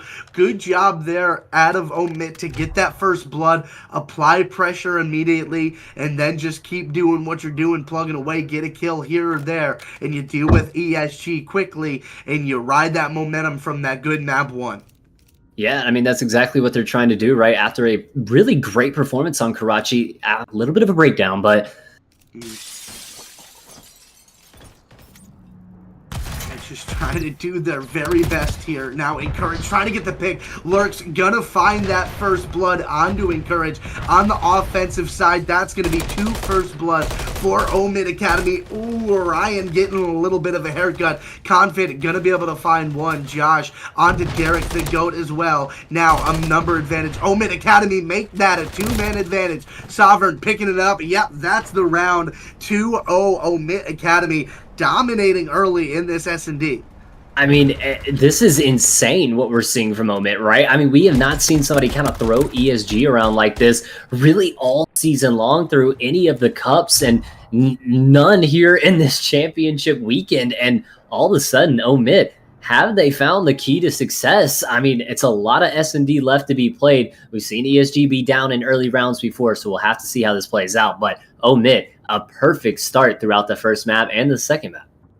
Yeah, can't ask for a better start if you're on the side of OMiT. If you're on the side of ESG, you can ask for a lot more. Maybe a couple of gunfights go your way. Maybe some things end up differently. But, oh no, OMiT with the big lead. You gotta dig back into it the best you can. Slow push here. Looking bomb towards the A site possibly here for ESG Academy, but right now just kind of a slow push, trying to play off of a pick, trying to get any information they can on any of these players. The shots into Josh are good, but it gives away Encourage's position up top heli, and now the first blood comes through for Sovereign onto Derek. Now OMiT Academy with another man advantage here in a round. And another first blood shocker out of the side of OMiT. And that's going to be something, if you're ESG, you need to work on. You need to get that first kill and get the man advantage in your favor. But Aries wants to make it 2. Encourage, able to find 1 to try to get the numbers back just a little bit for his team. But ESG still reeling. They've got to find maybe another pick here from Encourage, and that's exactly what the doctor ordered for them. But 23 seconds left. You got to get this bomb down pretty soon rather than later. Encourage looking to maybe wrap around this backside. Take out Sovereign. Sovereign, oh, has the perfect timing on him there to take him out. Now you only got 13 seconds left to plant the bomb. If you're confident, you got to try to find both of these players. This round is pretty much out of reach for him right now. OMiT Academy is going to take the 3-0 lead heading into round 4, and I mean, no one had this on their scorecards, I don't think, throughout 2 maps. Definitely not. I think we both kind of saw maybe the respawn would go the way of OMiT, but a 3-0 lead now in a map that we thought ESG would be favored on. Yeah, I mean, they completely turned the series on its head. I guess the good news for ESG is they got a long road to go. You have the benefit of the bracket reset, but still, time's going in the favor of OMiT, and you can't let it slide. No, not at all. I mean, right now, ESG fully backs against the wall here in this first series. Josh with another first blood, which is 4 in a row now for OMiT. And I mean, it's been absolutely flawless S&D. And, we talked about it, Shake, how ESG needs to try to maybe work out some first bloods. They need to try to work out some kills here. Besides Encourage, Confid, Derek, and Ryan combining for 1 kill throughout 3 rounds. And that's definitely not something we're used to seeing, right? Oh. We usually see these players get a lot more kills, but Josh, 4-0 onto that 4 streak, such an influential player. We say his name a lot, and now we got a 3v2 OMiT Academy, again, with the man advantage. ESG, they got to pick early, but they fell. Confid making waves. Confid with the flank, able to take out one there, but still a 2v2 with 36 seconds left. Bomb not in hand of anyone just yet. It does look like they need to go retrieve that. ESG knows it as well, and they have it fully on lockdown. ESG trying to get away from pressure here. Encourage. Not gonna be able to see anything. Josh might. Oh, it's an awkward gunfight, but Josh able to continue the spree, get the kill, now into a 2v1. Not enough time to get this plant, and Confid knows it. Confid just needs to get out of here with his life right now. There's no way that they can get this bomb and get it planted. I don't think there's enough time. It'd have to be a rush plant onto the B site, not time at all. Confid just needs to run away here, needs to get away with his life. He's going to choose to do the peek, but it's not enough time for OMiT. Confid. Either he was perfectly aware of how much time there was left, or he almost just threw his life away in emphatic fashion. I was going to say, I mean, as there's another couple of seconds there and he loses that gunfight, that's catastrophic. But hey, that's not what happens. You get the first round on the board. You say, you know what, boys, we did just enough. Let's roll. Let's get the confidence. Come on. Show them why we're the 1 seed. OMiT Academy, though, showing maybe that they've been dogged this whole time. I mean, we've been talking about it. OMiT has got to be tired of hearing about it. ESG. I mean, it's 4 straight tournament wins in a row. It's hard not to talk about that fact. OMiT was the champions of the first one, and everybody still talks about it. ESG wasn't there. That's all this OMiT Academy squad has heard all year long. Get one more shot in champs to do it. And already starting good on it. 3-1 up here in the S&D. Already 1-0 up in the series. Starting out 5-0 as well. You gotta think he gets a cruise missile here on High Rise S&D. Now you can see OMiT Academy in an even better position than they are now. First blood once again comes for OMiT Academy. I mean, that's 5 for 5 on first bloods out of OMiT, and now Confid in the 1v4. Make that a 1v3. Good kill there, but just too much to do. You can't end up in these situations and expect to win a search and destroy, at least not consistently. Confid trying to do the most as that clock's a ticking. Not much to do. So many angles to check. So little time. OMiT Academy dominating. I mean, dominating is the only word for it, man. 4-1 right now here in the S&D, and they're already up 1-0 in the series, looking to take a 2-0 lead on ESG, 4-time defending champions of the U18 league, and now with their backs firmly pressed against the wall, and I mean, just getting wailed on as well. OMiT Academy just will not stop throwing shots here. You got 2 players on donuts right now, Shake. Not something you see every day, especially at an ESG squad. OMiT Academy, a thorough shellacking right now, doing everything they want, seemingly can do no wrong. Derek and Ryan need to step it up in order for them to get back in this game. Good news is you still got a little bit of wiggle room, but if you don't win a round now, it might be GG's. Can I ask you a question? If a slobber knocker is a tightly contested game, oh, okay, Josh with the cruise missile. But if a slobber knocker is a tightly contested game, what's the opposite of a slobber knocker? You know what? I don't know if JR had one for something like that. Maybe a laugher. A laugher? We gotta come up. We're gonna come up with that, chat, throughout this. But while OMiT Academy just shooting players in the back right now, making it look easy. Ryan, the last man up to do something here in the 1v3. Oh, gets the perfect timing there onto Aries. That drops the bomb as well onto the B site. Gets out of there with his life. Ryan got a little bit of a chance now. Yeah, you're alive. Barely breathing, I guess, as the old saying goes. but you gotta pulse. You're still here. Oh, now it's a 1v1. You gotta get away with your life. He does. Still just a little bit of time. That bomb down on the B site. He has that information. He just has to play for this last pick. Here comes the fight on the Sovereign. Ryan, 1v3, clutches up ESG. That's just another breath in the lungs. I mean, another breath in the lungs. That was CPR right there. I mean, if he doesn't clutch up that 1v3, it's 5-1 up for OMiT Academy. Instead, you're looking at 4-2. You think, hey, we win this round, we're right back in the game. And you give your players a little bit of life, something to hang your hat on here.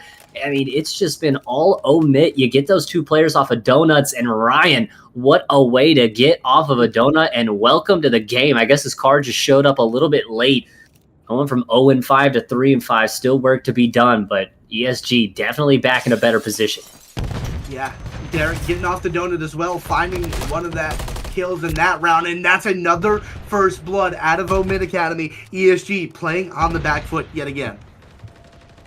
Lurks up on the top elevator, trying to see if he can spot out one of these players from ESG. Like you said, already on the back foot here, being down a player. If OMiT Academy finds another one here, takes the two-man advantage, you could kiss the round of goodbye. Aries, though, gets taken out by Confident. Now things are evened up a little bit. Ryan even got some shots in the info now onto one that's up top heli. So now you know where one of these players is. You could start to kind of work around that here a little bit. Two players also on this B side street, so it's going to be difficult for ESG to kind of find an opening on one of these sites. And as I say that, Lurks is going to be able to take down Ryan and give another man advantage to OMiT. Sovereign in a good position as well to watch over that B site. Josh now trying to just make a play, knowing they have the numbers advantage. One more kill could just about seal this round. Trades go through. The last one alive is gonna be dealt with. OMiT Academy now 1 round away from a commanding 2-0 lead in what could be the first half of 2 best-of-5s. I mean, and we've seen OMiT do it before, right? I think they were the only team that's ever forced the bracket reset against ESG. So, I mean, they've got the closest out of any other team. It's the team we've been talking about that kind of waits in the shadows, right? It's always looking over ESG's shoulder just a little bit there. A lot of second place, a lot of silver medals for this OMiT Academy squad, looking to hang the gold of gold here on the championship weekend. You know, ESG can win 4 cups in a row, but if you win at Champs, that's the one that matters. This is playoffs. This is what we've all been working for the entire year. OMiT Academy ready, dominating in the first blood, looking for another. Oh my God, Josh is just playing with another type of confidence right now over the elevator, but Ryan will shut him down immediately. 2 kills. The chase from Ryan now on as well. Now he realizes he has 2 players on him. He's got to back up here. It's a kind of a slobber knocker here in the bottom red. Kills going either way. Now a 1v2 for the side of Aries. He's got to be able to take out Ryan and encourage. Oh, Ryan now finally getting the spot out onto him, but Aries running away from his life. But you got to be ready for the rechallenge. Encourage is on your ass, son. Turn around. Aries trying to find the shots. He's down for the plate, and now ESG finding another round, and they just hang around, don't they? Hey, you know, this is what good teams do. They can bring it out of the depths. Now, I will be honest, this is quite a large mountain to climb. I mean, heck, you're not just climbing the mountain. You got to get out of the ocean first. ESG, though, does a good job. They get that round still on match point for OMiT. A lot of work to do for ESG, but that's a boost of confidence. Ryan up to 5 and 6 now. Derek, he only got 1, but that's 2 sitting on the donut. That's a little boost of confidence. Don't let these guys get hot. Yeah, I mean, and that's kind of the tale of the hard point, right? Was OMiT had a super early lead, and ESG gets a hot just a little bit too late, and ESG trying to hope that that isn't the case here once again, but OMiT on the defensive side, only needing 1 round and finding another first blood. That's been the name of the game, and it's why OMiT has been so dominant. Make that 2 down. ESG, okay, 3. Derek, the go. You gotta go nuclear, kid, in order to save this one. Save staring 2-0 in the face. That's the first step down. Now a 1v3. Still so much to deal with and so little time to do it. I mean, he's just got players in all positions right now. I mean, look at those arrows. They know exactly where he is on the map. It's all just a matter of time. Derek, got to find the bomb, got to get it planted, maybe try to find 3 kills here. I mean, it's just not enough time for him. 27 seconds to clock. just becoming more and more of a factor with every single second that goes by. Derek may have got the spot on one, but Lurks will shut him down. And OMiT Academy taking a 2-0 lead here in what could be our first of 2 best of 5s. ESG definitely in a just non-familiar position right now. Yeah, no, not exactly where they thought they'd be either, but OMiT Academy doing the darn thing, and as the kids may say, standing on business. Matt, take it. I can't believe I just said it that way. My bad. I believe it's standing on business. On business with the D in there, giving them the D as they say. Hey, yo. But hey, OMiT Academy up 2-0 here in the grand finals. Could be a bracket reset on the horizon. We're going to toss you to a quick break because the last time we didn't, it took 20 minutes to start the game. And now because I did, the game will start in 15 seconds. So you might see our faces very, very soon once again. But hey, go get you a bottle of water. Go get a snack. We'll be right back with more grand finals action.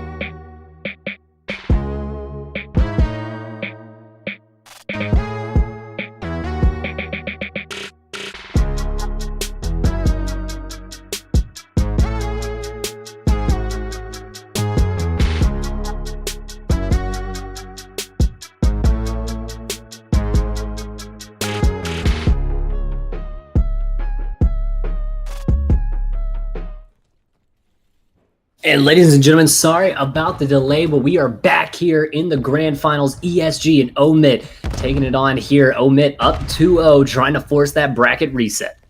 Yeah, trying to force the bracket reset here, although we know ESG Academy can feel so comfortable on this Karachi control.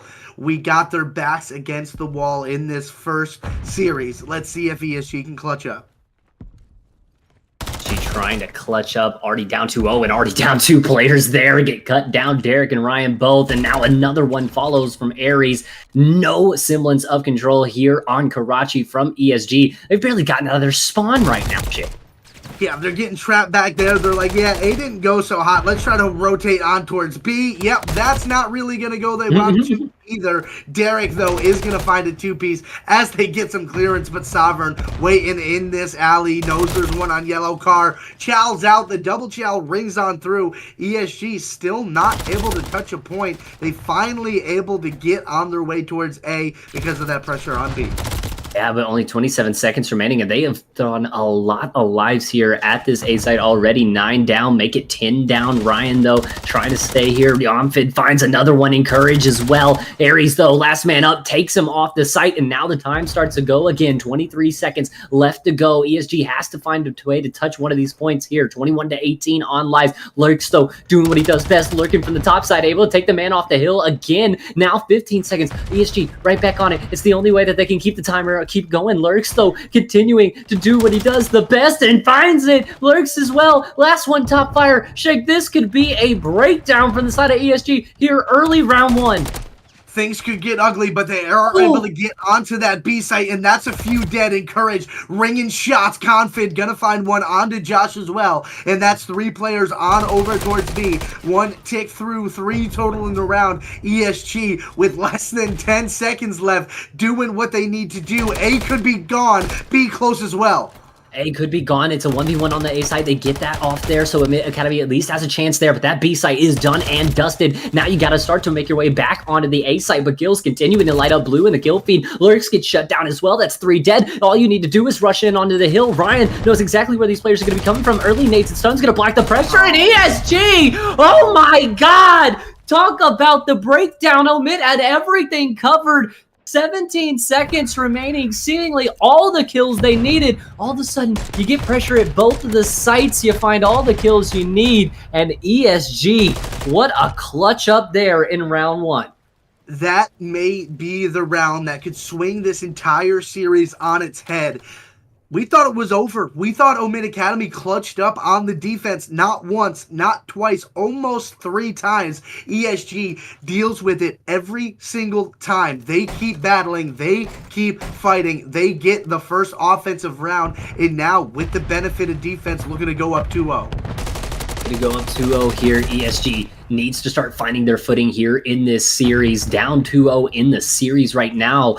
Trying to avoid the 3-0 sweep, heading into a second best of 5. Already double pressure being applied on the A side, but Confid could maybe a little bit of a play here, able to not, oh, nothing for him there. Josh says nothing going for you, young man. They'll find 3. You got 1 more in Encourage, but he'll find 2 on his own. And now the A side contested only for a second. They'll get him off. OMiT Academy, though, could choose to hit the re-hit right now. Confid, though, still playing on this top AC side. It's going to be tough for the side of OMiT now, but it's back and forth we go. 2 kills to 2 kills, 1 kills to 1 kill. Now on to the B site.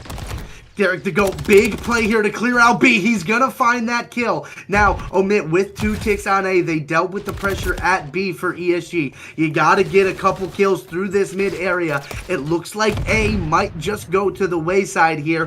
OMiT does get that dealt with, but ESG, they are set up ready for this B push. But on that clock, 2 minutes is a lot to deal with. Yeah, it's definitely a lot to deal with, but for OMiT Academy, they have the control they want. They have the map presence. They just have to win a couple of gunfights and hold this off. Like you said, it's a lot of time here. Even a couple of kills could amount to pressure here from ESG. They have 2 dead in the feet. Where's the hit going to come from? They're surrounding this backside by all angles right now, just trying to find these gunfights. But the spawn pinch coming through for OMiT, it might have taken a little too long here, as now Aries getting chowed out from the back door. He gets taken down. Confid, the last man up here, back in the back, is a 1v1 on the site. Confid trying to win it here. Early shots in. He'll get taken down, though, from the repush from OMiT, and they're right back on the point already. The first point of progress is secured. Now working on the second. It's all coming down to this. OMiT Academy, oh, finally gets shut down there. 2 kills come through, but it's just not enough, Shake. Oh, yeah, okay, throw the defensive strategies out the window. They want an all-out brawl on offense early. Both offensive teams getting the round victories. And, I mean, if it's going to go like this, we got slugfest on our hands, and I ain't talking about the PS2 game. You just bring me back like that out of nowhere, just hitting me with the nostalgia bomb. Just the PS2 days? Okay, I see you here. I see you here. ESG Academy trying to hit OMiT with some nostalgia right here of another ESG win. But, I mean, Shake, right now, OMiT Academy, whether the first round went their way or not, still up 2-0 here in this series. It's all on ESG. They've got to win 3 straight maps in a row if they want to get it done here in the best of 5. Yeah, well, they got to win this one first, Matt, and then, you know, that offense looked great, but OMiT Academy does a good job clutching up on their very own offense, but This is so hard to call. The trades are going back and forth in the round, in the game itself. It's just so much action, and we are being blessed in a grand final. Oh, absolutely. An incredible grand finals and nowhere near over. We could be heading to a second best of 5 depending on how the next few maps or this map goes. But 3 dead in the feed, even a team nade there from ESG. They'll still be off the pressure onto this B site, but going to get taken off. And now only 1 tick of progress secured. You've got to start to work B, but look at where they're spawning here. All over towards this A site. They might have to re-push up the middle. Josh is right here laying in wait for him. Yeah, he was ready for that. Good reads there out of Josh. ESG now, they're a little staggered. They got to get a couple of these kills, so they're able to regroup in Aries with a big 2-piece. Is going to make sure to cause a little more chaos. Derek on the flank, looking to make a play, not going to find anybody so far. This timing, goes his way. Lucky there, but Sovereign finding a 2-piece on the other side. Can't quite make it a third. This OMiT defense going so well. ESG, though, looks like they got the kills they needed to make their way towards B.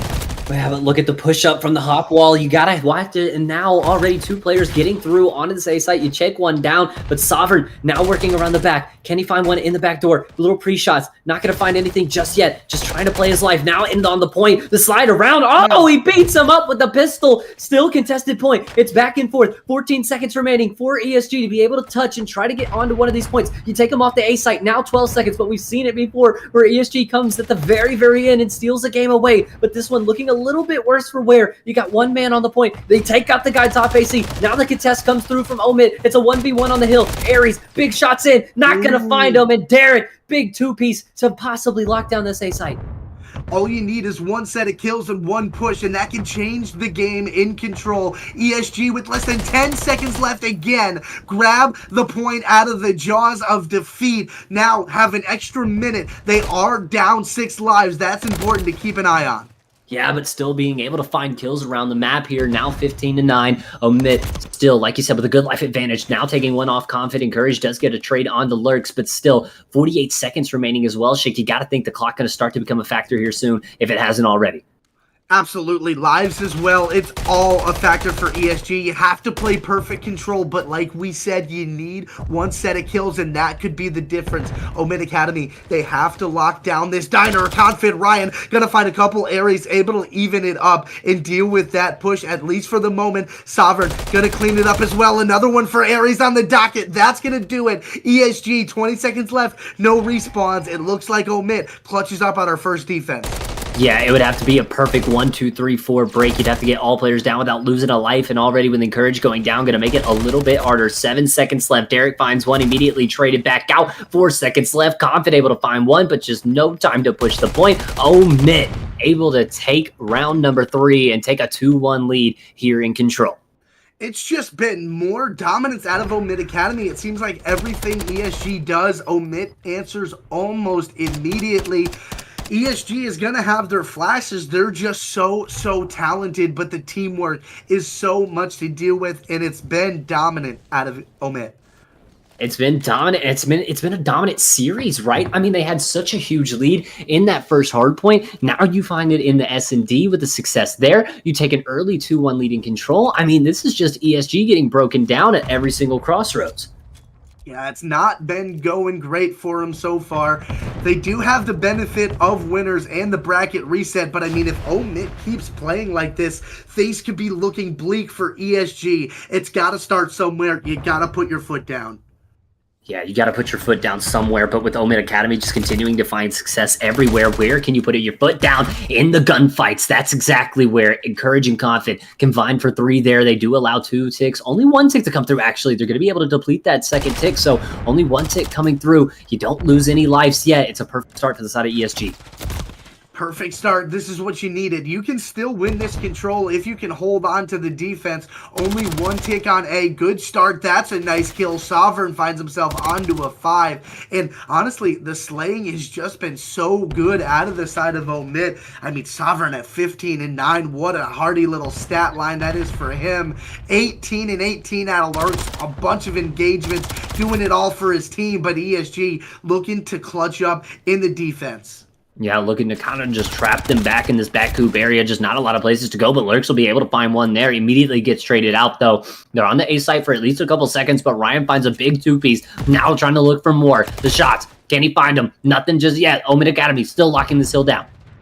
Yeah, they're on, and they got the pressure. They just need to hold on to it a little bit longer. 3 dead is going to help with that. That A point could be just about done. Sovereign runs off a little prematurely. I think he thought he had another teammate on there with him. Either way, A point gone. ESG. Now, you talk about backs against the wall. They only have 1 point left to defend in a minute and 20 seconds to do it. Yeah, I mean, you got to think this 1 point is for the series, right? A minute, 12 seconds. If they lose this, OMiT Academy takes the 3-0. Now sends it to a bracket reset, but it's a long way to go till then. But Aries and Josh going to combine for a big 2 kills there. Now Sovereign with this top red control, looking for more. They know they're going to have to come from that back hop upside. Aries finds one more onto Derek the GOAT. Josh now in on the point himself. You've got the control. You got the kills. OMiT Academy now has the stack. It's all about this timing. Where is ESG going to spawn? Can they get there quick enough? You got number 1 in Encourage. He's the man that possibly could make a play, but it's just such a quick stack. You got to go now. And Clerics is continuing to fry you off. Spawn Encourage with the Bond Trap for just 1 second. Able to find one. The contest is in. Now a couple more players. Derek to go in, but Aries finds them both, and OMiT Academy locks this down. 3-0ing ESG here in our first best of 5. We will go one more series here in the U18 season. My, oh my, it's champs. We might as well get a bracket reset. OMiT Academy comes out cooking. I mean, Migo stir-fry cooking. I'll tell you what, a hot 3-0. ESG, you got to regain it, and you got to do it fast, because OMiT Academy, them boys ain't playing around. They want that get back. You know what this is right here, Shake? They're cooking. They're cooking up the stir fry. I mean, just in the kitchen, wrist twisting like a stir fry. It's insane right now. I mean, 3-0ing a team like ESG Academy, even forcing a bracket reset, going the distance with them. That's a feat in itself, but a 3-0 over the best team that we have seen in the U18 League to date, you can't believe it right now. And not only that, I mean, Shake, dominant at every single facet of the game, every single game mode, even that hard point where it got a little close towards the end. It was over a 120-point lead for OMiT at one point. It was just ESG digging themselves a hole they could not get out of. In the same story that happened on the S&D, early rounds going the way of OMiT, and even that first round they let slip away, but then it's 3 straight out of them in control. A flawless performance there coming in on this first best of 5. Yeah, and it can't get much better if you're on the side of OMiT, but you still got a lot of work to do. Nothing to celebrate just yet. We're going to get this next best of 5 all set up for you. Don't go too far. We'll be right back.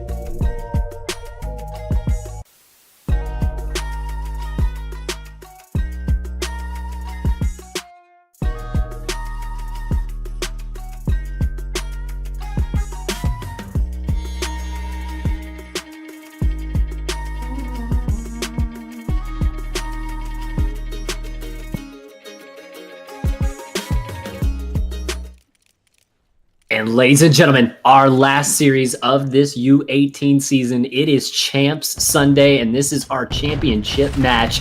ESG Academy, OMiT Academy, no more bracket resets, no more chances. It's all over right here. Nowhere to run, baby. Nowhere to hide. It's Shake, it's Matt, it's ESG, it's OMiT. I wouldn't have it any other way, man. Have it any other way either, brother, but I bet you this right now, ESG would like to have it another way. They would like it in the way of not having a bracket reset, but works! Oh my! Cook him up a three-piece like he's SpongeBob on the fryer. This guy's going nuts right now. OMiT Academy now into this P1, locking down a little bit of hill time, and already have worked for that P2 side spot. And that's been the difference. The rotations have just been so good out of this OMiT Academy side. You see ESG at times try to just do a little too much, try to make the superhuman play at all times. And, you know, the thing is, Matt, they all have the capability to do it, but if you play together, things go better for you. Yeah, and we have to talk about this as well. We talked about the mental aspects of this game. OMiT Academy has been playing since the first match of the day, and they have been locking down match after match after match. Have not lost a hard point yet. Are they going to do it here? ESG got to find a way to break them, excuse me. Yeah, it's all up to them here. You get a contest, but one is going to fall. Josh finds the first, the second one going down as well. Josh, great kill there. This hill is completely locked down by OMiT, and Aries with a fourth in a row. Two off of that cruise missile now is going to get taken down by Confit. But I mean, what's a 40-point lead now for OMiT as we head towards P3, and that rotation battle already going down.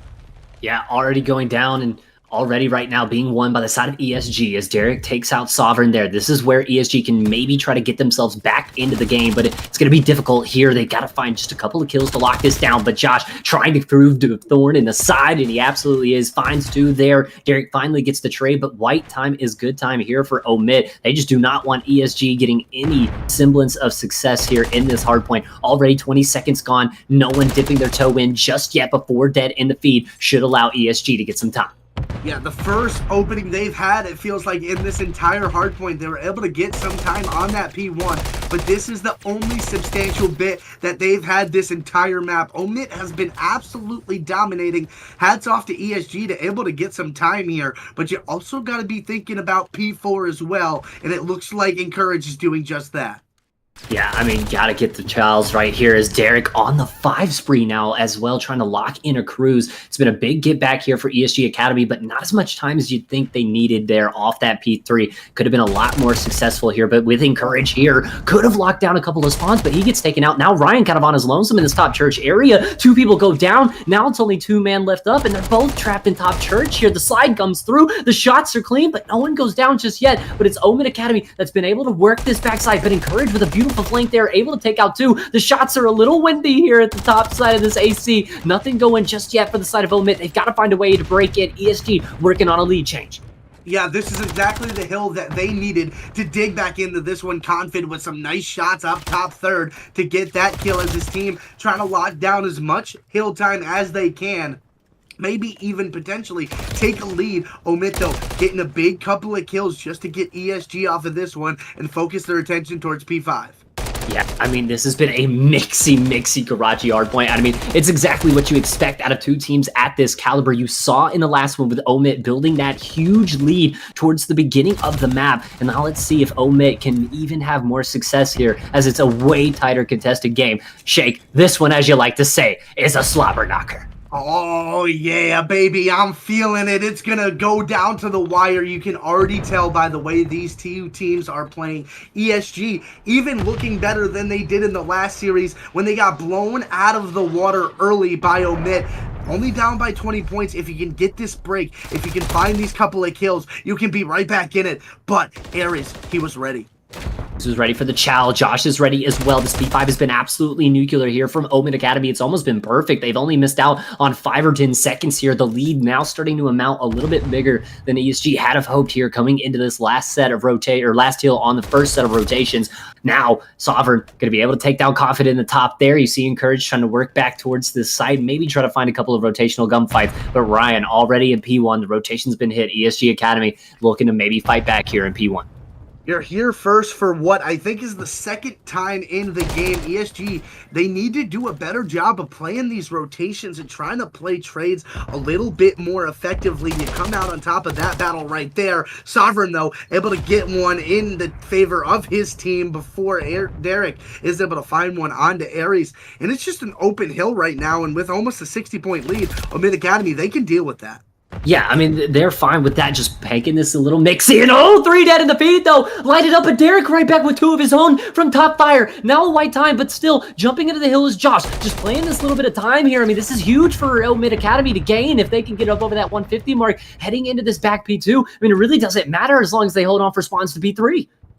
Yeah, I mean, that's what it's all about. If ESG can also change this scrap into the P2, which they had positioning on, but in order to get that scrap, they kind of had to fly up, and now they're a little bit out of position. Can Josh maybe find a pick here and break up this setup? Doesn't look like the timing is exactly going to go his way. Lurks, though, finding one on a config, Josh onto Encourage, and all of a sudden, OMiT can break right on in, but Derek the GOAT had something to say about that, at least just for a second.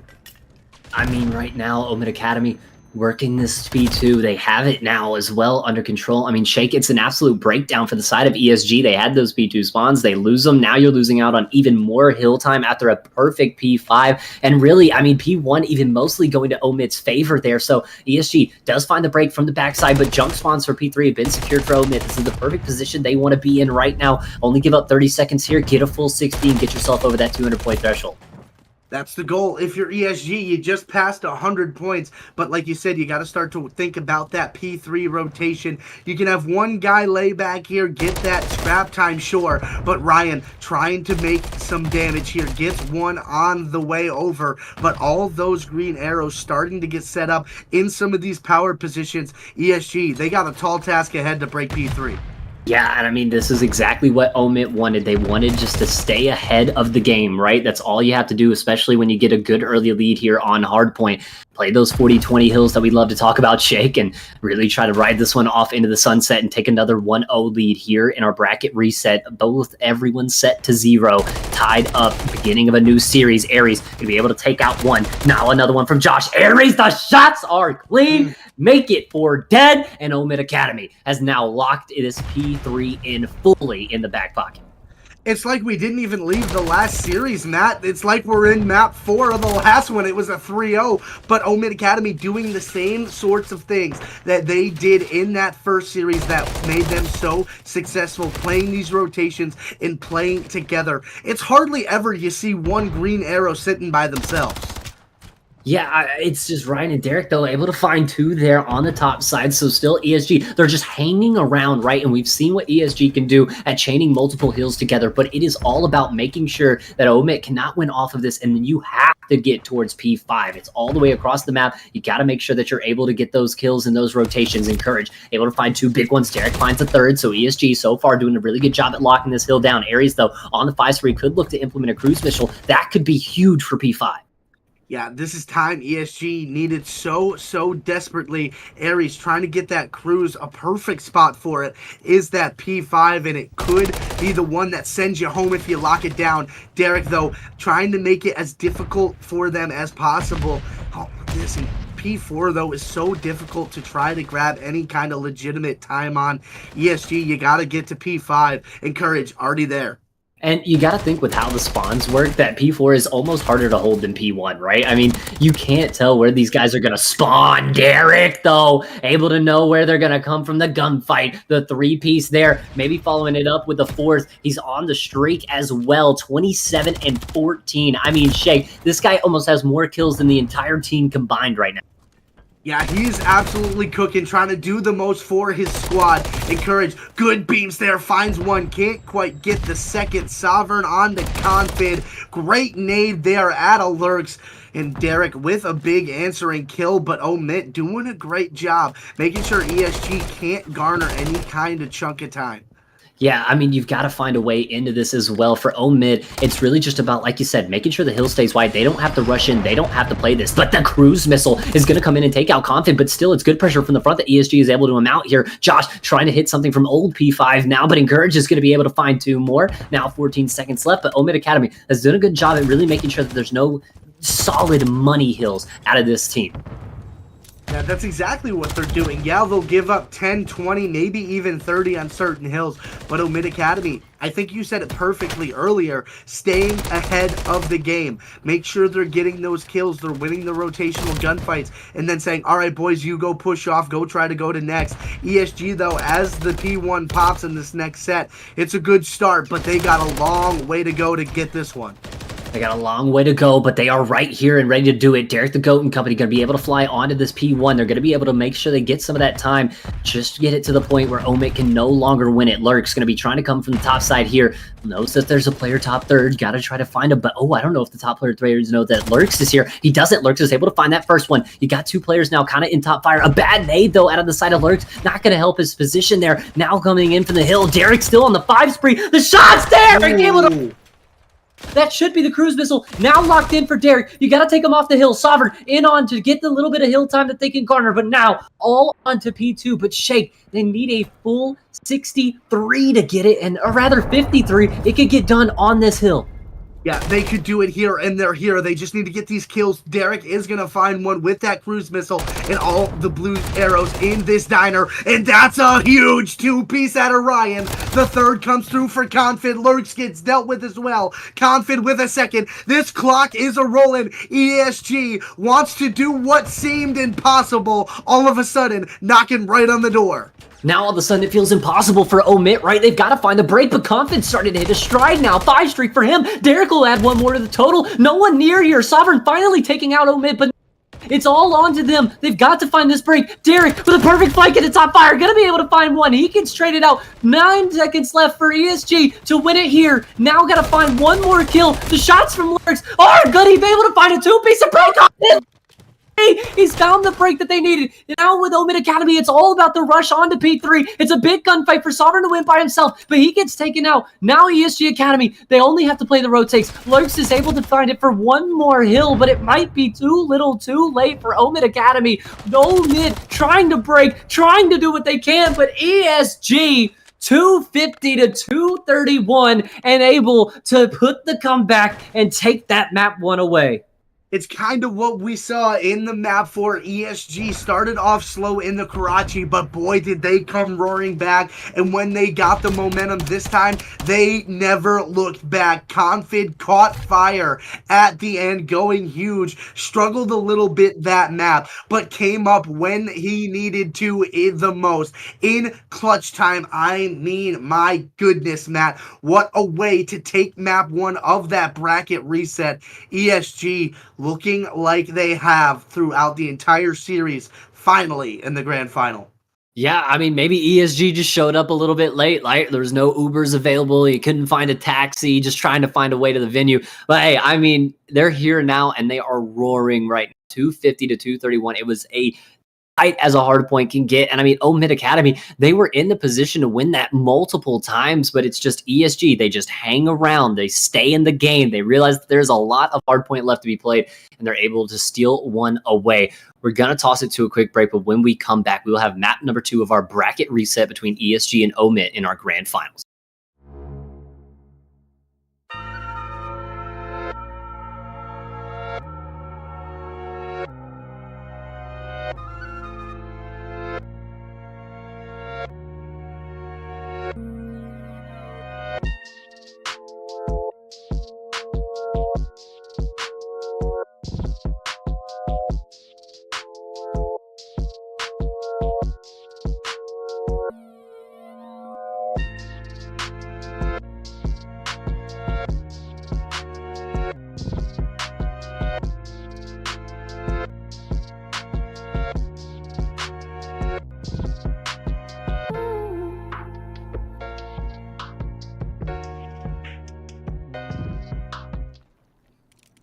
And ladies and gentlemen, we are back with the U18 Grand Finals. This is the Mac Daddy of them all. It's like the Rose Bowl field right now, Shake. We've got OMiT and ESG, no strangers to this finals. And I think we're seeing a little bit of a pause here, possibly. Not sure what's quite going on here. I think we might need to get a little bit of a rule set. Either that or this might be the weirdest round of S&D I've ever seen, Shake. No, it's a draw. We're going to head back to the drawing board on this one. But that gives us a chance, Matt. We can talk about Invasion S&D a little bit. We know we like watching this map.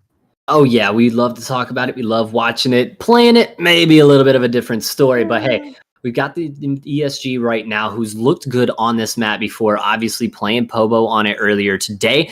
And it's one of these where we've seen OMiT kind of have their struggles, especially in the S&D game mode. Definitely a respawn team. And Shake, we talk about it. When you come through the losers bracket, it's 2 best of 5s. That's the way it is. And OMiT Academy's starting to feel the pressure a little bit of 2 best of 5.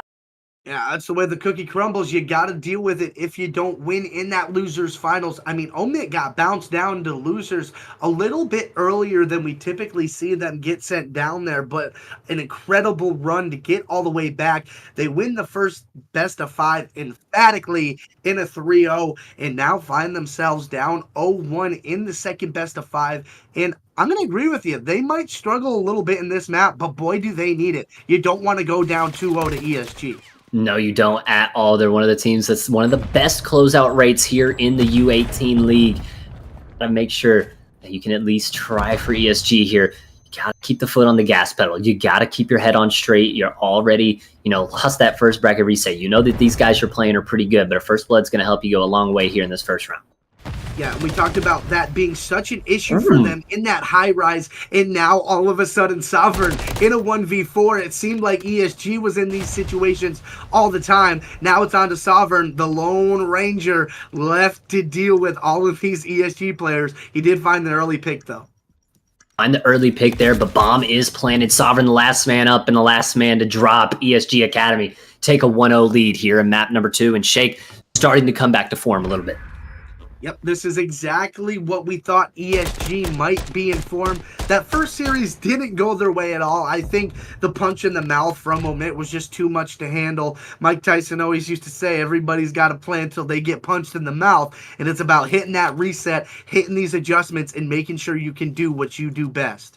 Yeah, and ESG, one of the best teams at regaining, right? They don't find themselves down and out often, but hey, they knew they had the bracket reset. They come out, they tell themselves it's a completely different series, and that it already is looking like kind of the opposite of what we saw in the first series.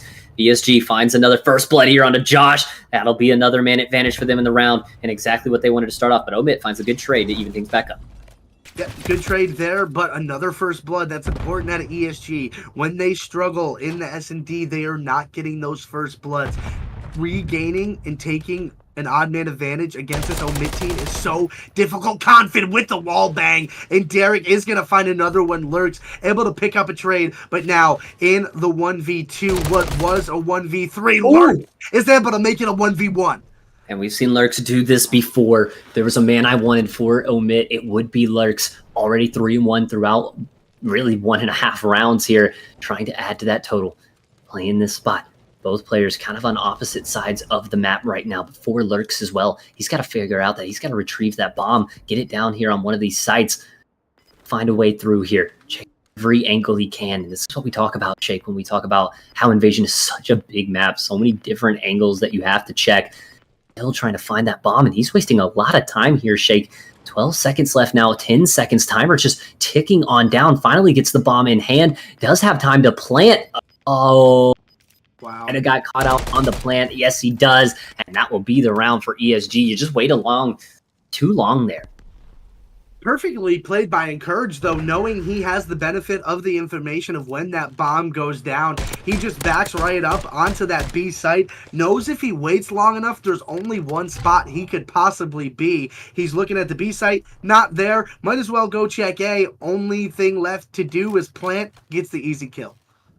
I mean, it's a perfectly played 1v1 from the side of ESG Academy, and we talked about the mental game, right? It's all about the game and how you play it. The cerebral assassins are starting to come alive here in map number 2. Yeah, it's all about the game, Matt, and this one is getting good. ESG wants to battle back, be the king of kings, and win 5 in a row, but Josh finally able to get the first blood of this game for OMiT. Yeah, and finally, kind of the first little semblance that really success that OMiT's had. I mean, the 1v1 was a chance, but either way, we're trying to get that bomb planted. But now you've got the man advantage in the round, maybe even a 2-man advantage. Oh, Josh just can't find the shots through the door there. Still the one man, though, with Aries taking out Encourage. You'll have it. Now you got a 2-man advantage if you're the side of OMiT on defense. Pretty comfy spot to be. You got to win that one more gunfight. You do. Josh, good shots there on Orion. Confid now has to go absolutely bonkers in a 1v4. All these players staring straight at him. Good luck, buddy. It's going to be a rough one. The flank is going to come on through. Confid just trying to rat up. Able to get one, but that's all he's going to get. Good job, OMiT, not letting it go to the wayside.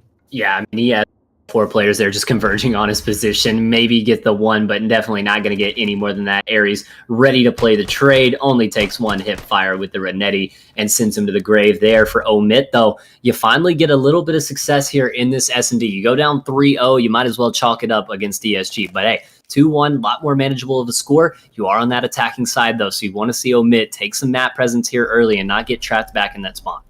Yeah, if you can get the first blood early in this round, you can start to flow and start to get that map control. But if you allow ESG to get that first blood, all of a sudden you're pinned back and you're in the danger zone. Yeah, danger zone for our Archer fans out there. Although U18 kids, you shouldn't be watching that. That show's too old for you guys. But hey, it's not too old right now. ESG Academy, another first blood. It might be getting old to the side of OMiT, though. Yeah, that's 3-1 now. First blood count. ESG taking the advantage. And I talked about it. You want to get the first blood if you're on offense because now you are so pinned back. And I mean, look at these green arrows having to fully pivot. And I ain't talking about Oliver Queen. You know what I'm saying, chat? This one's getting a little sticky for OMiT. Yeah, I mean, they've got to find a way out of this, and is exactly what we talked about. When you wait a little bit too long, it can be hard to kind of push them to these sites, but you get 1 kill there, but immediately traded out that bomb, kind of trapped now on the A site. Oh, what a reach plant from there, man. He's got the longest arms in COD.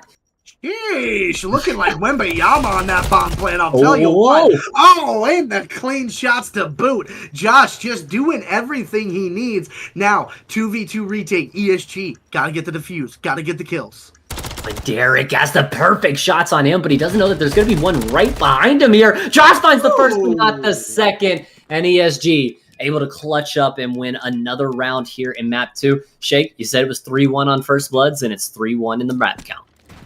I mean, that's been the story. Whoever's been winning the first blood battles is winning the S&Ds. We saw it on High Rise. Now we're seeing it again on Invasion. And that's what it's like against 2 really good teams. It's a chess match. One player goes down, everything changes. Yeah, and for ESG Academy, though, this is just back to form. This is the ESG that we're used to seeing day in and day out throughout every tournament so far that they've been in. And now looking to put another round on the board and get that closer to their inevitable champs win. OMiT Academy trying to change the fate a little bit, though. Yeah, there's still a lot of Call of Duty left to be played, Matt, and don't think OMiT doesn't know that. They're only down 2 rounds. ESG, they have to win 3 more. You still got room to go. Ryan, though, in a good power position. ESG just trying to get an opening and find a play. Aries gives himself up, able to find one and get out with his life. That's a great first blood. Yeah, a great first blood, and one that was definitely needed for the side of OMiT Academy. I mean, they just haven't found many here throughout these rounds, but that will pay dividends as the ESG Academy a little bit trapped now. You've got Derek over here on this A Street side, Bomb kind of chilling mid, 1 round CDs, but there's just no map presence from the side of ESG. No, they get first blooded, and they don't get any map presence because they're not able to trade anybody out. Aries is going to find Confid on that side as well. Now, 2v4 ESG trying to get something doing, but that ain't going to be it there. Lurch, ready and waiting. Ryan going to go down. Derek, the last alive. Back and forth we go. 3-2 now. Still in ESG's favor, but OMiT hanging around. And that's what we talked about with these really good teams is they always just hang around. They always put themselves in a position where they can still win the game. And you see OMiT doing that right now, winning a lot of the swing rounds. I mean, yeah, these players are so confident. They know that if they're close, if they are, quote, hanging around, that they have the confidence in the ability to take over when they absolutely need to. So getting a 2-round advantage is massive when it's this big. Yeah. Hey, yo, ESG. Trying to work here on the defensive side now to take another 2-round advantage. They've just been kind of playing one ahead of OMiT, right? I mean, they've just been saying every time, Josh, able to get the first blood, though, get out of there with his life, and that is absolutely huge for the side of OMiT Academy. Yeah, and we've seen the first bloods go back and forth. It's 3 aside. And guess what? It's 3-2 in the scoreline. OMiT Academy looking to keep this stat line true. That 100% of the first bloods win the round. ESG looking to crumple that storyline, throw it in the trash. But Ryan, you gotta get one here. Nothing doing. It looks like it's a committed A plan out of the side of OMiT. ESG just trying to play for a pick. Trying to play for a pick here. Still with a good advantage here in the round because the clock is just continuing to tick. OMiT Academy off the first blood hasn't done a lot, and now evened up into a 3v3. Once you get that first blood on the offensive side, you got to start to do something with it. Ryan's going to be able to find a two-piece now in the round. Lurks looks out for the trade, but he doesn't see anything. Now these players trapped in reception a little bit here. There's pressure towards the A site for ESG here. Ryan laying in wait. Now he's got the info. He knows that these players are at least back here somewhere in reception. I don't know if the door is opening and closing like that on his screen, but definitely on ours. I'm a little bit confused for Ryan, but he's got to try to find one of these kills. No time to plant the bomb. The last chow comes out. Ryan gets taken down. 5 seconds left. No chance here for OMiT Academy, and that will be the round. ESG continues to take the round.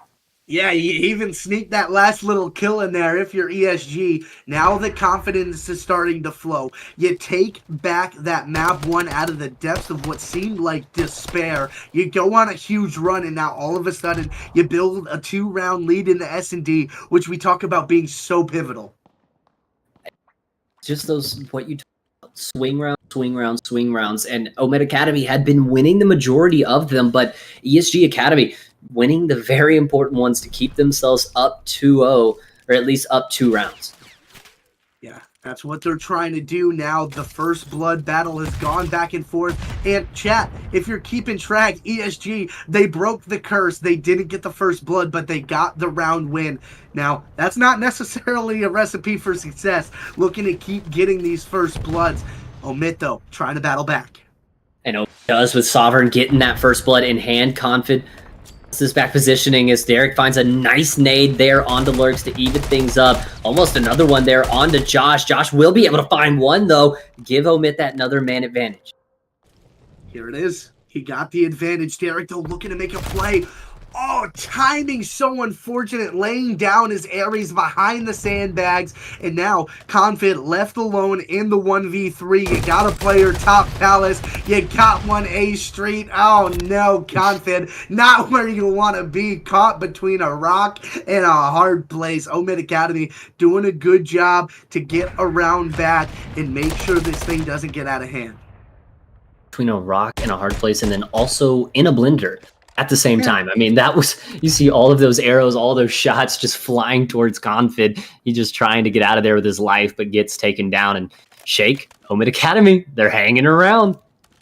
I mean, hey, maybe that's all they need to do on this offense. If they can now get another first blood, I mean, shoot, it could be looking pretty good. And now OMiT Academy had that first blood in the last round. They got the victory, looking to do more of the same here. ESG, I kind of don't mind them backing up and letting OMiT try to fly out and maybe try to get an easy pick here or there. Yeah, I mean, for OMiT right now, especially being on the offense, it's just don't get trapped back there. Take some map control. You guys have to slide up onto this B site. Deep positioning there, but Encourage going to be able to take him out. And now you already allow Ryan to rotate through this dark side. That's a tough chow there. Good reach out from Lurks to get the trade off of him. They got to clear Derek, though, out of this back spot. Derek, maybe a little bit of an overchow there, but he does get the info. But now here comes the chase. Derek, playing the ring around the rosy game, and he gets taken out. Now Confid, last man up, giving his position away with the shots there. And now should be the round for OMiT. Yeah, just a collapse there out of ESG. You thought they were in a good position, but maybe they were a little too patient. Like you said, Nat, OMiT Academy, they worked their way right up that B street. The bomb is down. Confid now in a 1v3. Yeah, this one's almost insurmountable. Yeah, I mean, 26 seconds left now on the clock. Confid, no matter how good you are in this position, should be around unless we see the absolute throwaway from OMiT. A couple of hit markers there onto Confid, and he's going to just hide. He is just going to hide. We are going to run away so that we can fight. Jack Sparrow right there. I like the play out of Confid. Yeah, listen, he just needed a soda, chat. That was a rough round. He's getting a little bit of refreshment. COD players need a break too, all right? Especially when you allow OMiT to get back into this one. They tied it up at 4-4. You got to hit the regain. ESG, you can't let this map slip away, because if you do, the amount of momentum that OMiT will gain from a map victory like this, who knows what that'll do for them. And also, who knows, because it's our last best of 5. This is it, Shake. I mean, you lose around here, it becomes a best of 3 for the U18 Grand Championship. I mean, that is not something that ESG is normally used to, I would say. And not a lot of these grand finals, they have really been pressured, but OMiT was the one team that took them the distance. Yeah, they've been the thorn in their side. If ESG has problems, it's usually with OMiT. But that first blood is going to pay dividends. Confid doing the dirty work, finally getting his team that advantage again. Getting them the advantage, getting them back in the driver's seat here a little bit. OMiT, good shots out of Josh, but not going to amount to a kill. Just slow plays all over the map for both of these teams now. ESG just trying to figure out how they want to play off this first blood. A couple of shots into both players there, and both players backing off. Everyone just playing their life right now. Yeah, I mean, ESG got the first blood, but they're still pinned back in this B street. And we talk about how dangerous that could be. Yeah, you have all 4 players, but you got to make a move. That clock is ticking.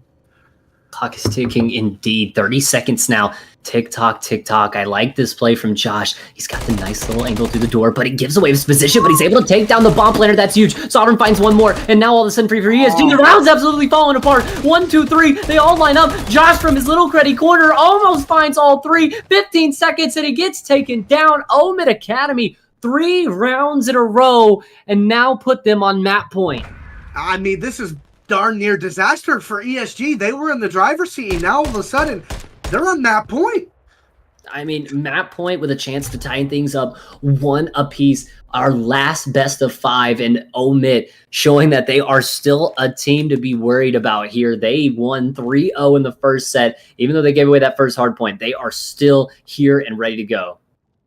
Firing on all cylinders early in this one. The first map, like you said, didn't go their way, but definitely resurfacing here, trying to come out of the depths, get it back to 1-1, 1 step closer to this U18 Grand Championship, and it's all on the line. The money, the bragging rights, your personal get back. Can OMiT clutch it up and even up this second best of 5?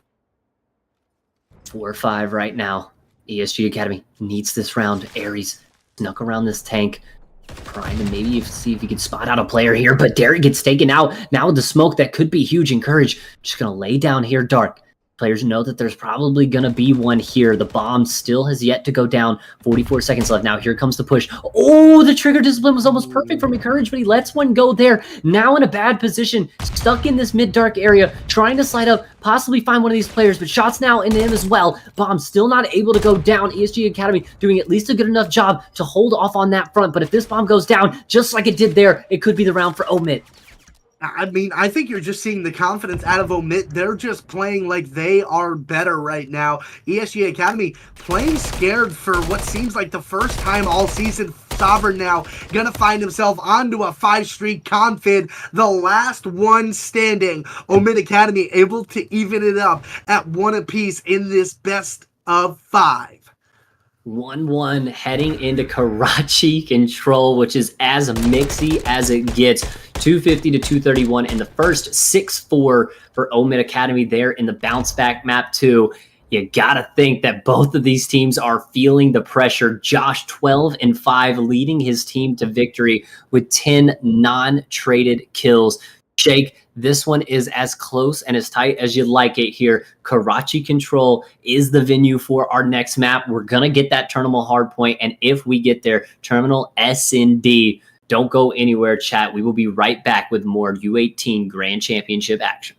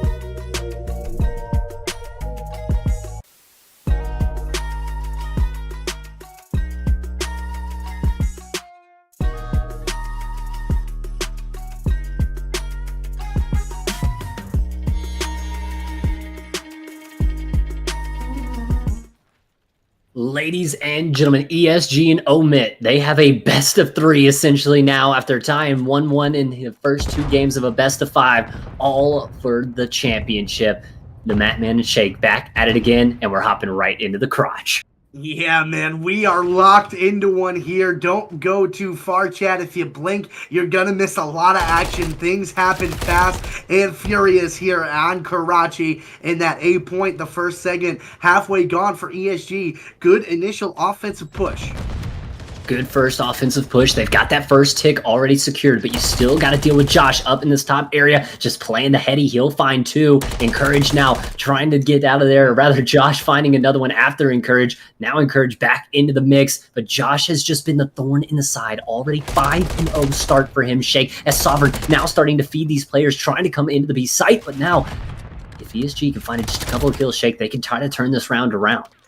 Yeah, and that's what they've been doing all day in control on Karachi. If you don't get A, fine, we'll go get pressure on B. Try to alleviate that pressure on the A site. ESG doing a good job trying to lock down this back diner. One more kill, and that ain't gonna do it. OMiT Academy dealing with it. Encourage a big kill before getting traded out by Aries. OMiT doing a good job on defense. OMiT doing a really good job on defense so far. Probably the best we've seen them do against this ESG squad so far, but Confid able to take out Sovereign there. We've seen how ESG performs when there's only just a few seconds left on the game clock. Able to steal it away multiple times from OMiT earlier today, but OMiT was able to come out on top. Lurks with another big kill there. Jeff Hardy and Josh off the top, but not going to be able to find anything there. Going to be a couple more kills, though, that need to be coming through. Aries and Sovereign going to pick them up and shut down that A push. They shut it down, but ESG, once again, diverting that pressure right on over to the B side. Aries was on a 5 before he got taken down. That's 3 dead for ESG. And now maybe you can get a stack. That's 1 tick gone. Another kill, and they're funneling all over this jump spot. One going to go towards yellow car here, but ESG, they're in a great position on the B side. Yeah, I mean, they've got this 2 ticks in, already working on that 3rd tick. Josh, the last man in, he'll slide in, find 1. Oh, now here's where it becomes mixy. Contested, ring around the rosy. You find the kills you need. It's 2 ticks now, only on the B site. You gotta rush back on over to the A site. But Aries, oh, the Deddy plays steady, ready to make something work here. Oh, gets shut down after that one, but it's still kills coming either way. ESG on the A site, working that away. 7 to 10 on life, just trying to get that extra minute to slow things down a little bit, and they will be able to do so. Yeah, they have the extra minute, but you mentioned that the lives are such an issue right now. ESG, 1 respawn remaining, but I guess the good news is you only need 1 set of kills, and you can win this round. Only 1 tick needed on B, but you gotta find the kills. You gotta play your life. It is desperation in this offense for ESG. And I don't know how Lurks doesn't see Encourage up there, but that's a huge kill for the side of ESG. It's like you said, you only need to find a few kills, but even if you give away 1 or 2 lives, this can get out of hand very, very quickly. Confident Company just trying to work out these kills, and now all of a sudden, you found the ones you need. You're almost even on lives. The push, all 3 players coming through. Josh, gotta know that there's a couple here. He'll find the first one, jump out, immediately get traded, but Sovereign will find the trade onto him. No respawns remaining for the side of ESG or OMiT now. Back and forth we go. 2 to 3 on lives. It's a 2v3 S&D right now. 32 seconds left.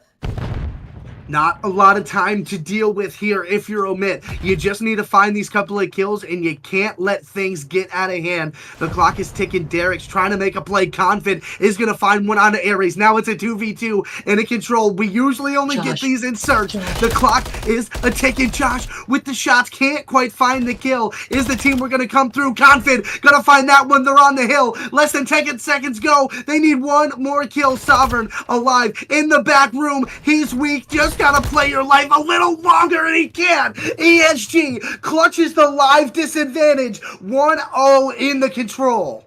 How many times are we going to see it? How many times are we going to see ESG look down and out on Karachi control on the offensive side and somehow pull out a miracle? The way they just broke Sovereign and OMiT down kill by kill there was absolutely clinical. Working together, just cleaning out every corner they needed to. 1, 2, 3, they get it even on lives, and then after that, it is just an absolute shoot house there in the B side. You get the 2v1. It's a perfect double chow, and they're able to take the round away. ESG, I mean, just talk about phasing up.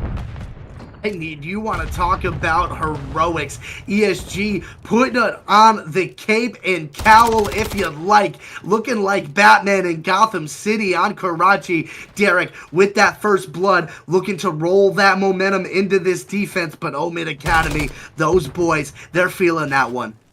Yeah, they are definitely feeling that one. That's a huge win for the side of ESG and a real momentum killer if you're on the side of OMiT Academy after coming from that really, really solid S&D. You're now trying to find a way onto the A side, just trying to find a way to continue this game going. You've already got 2 ticks through, so it's a perfect start for the side of OMiT. They've just got to find a couple more kills and start to rotate this quickly onto the B side. But you got to be careful as Derek sliding in, finds 3, including his teammate, and now going on the 5 spree.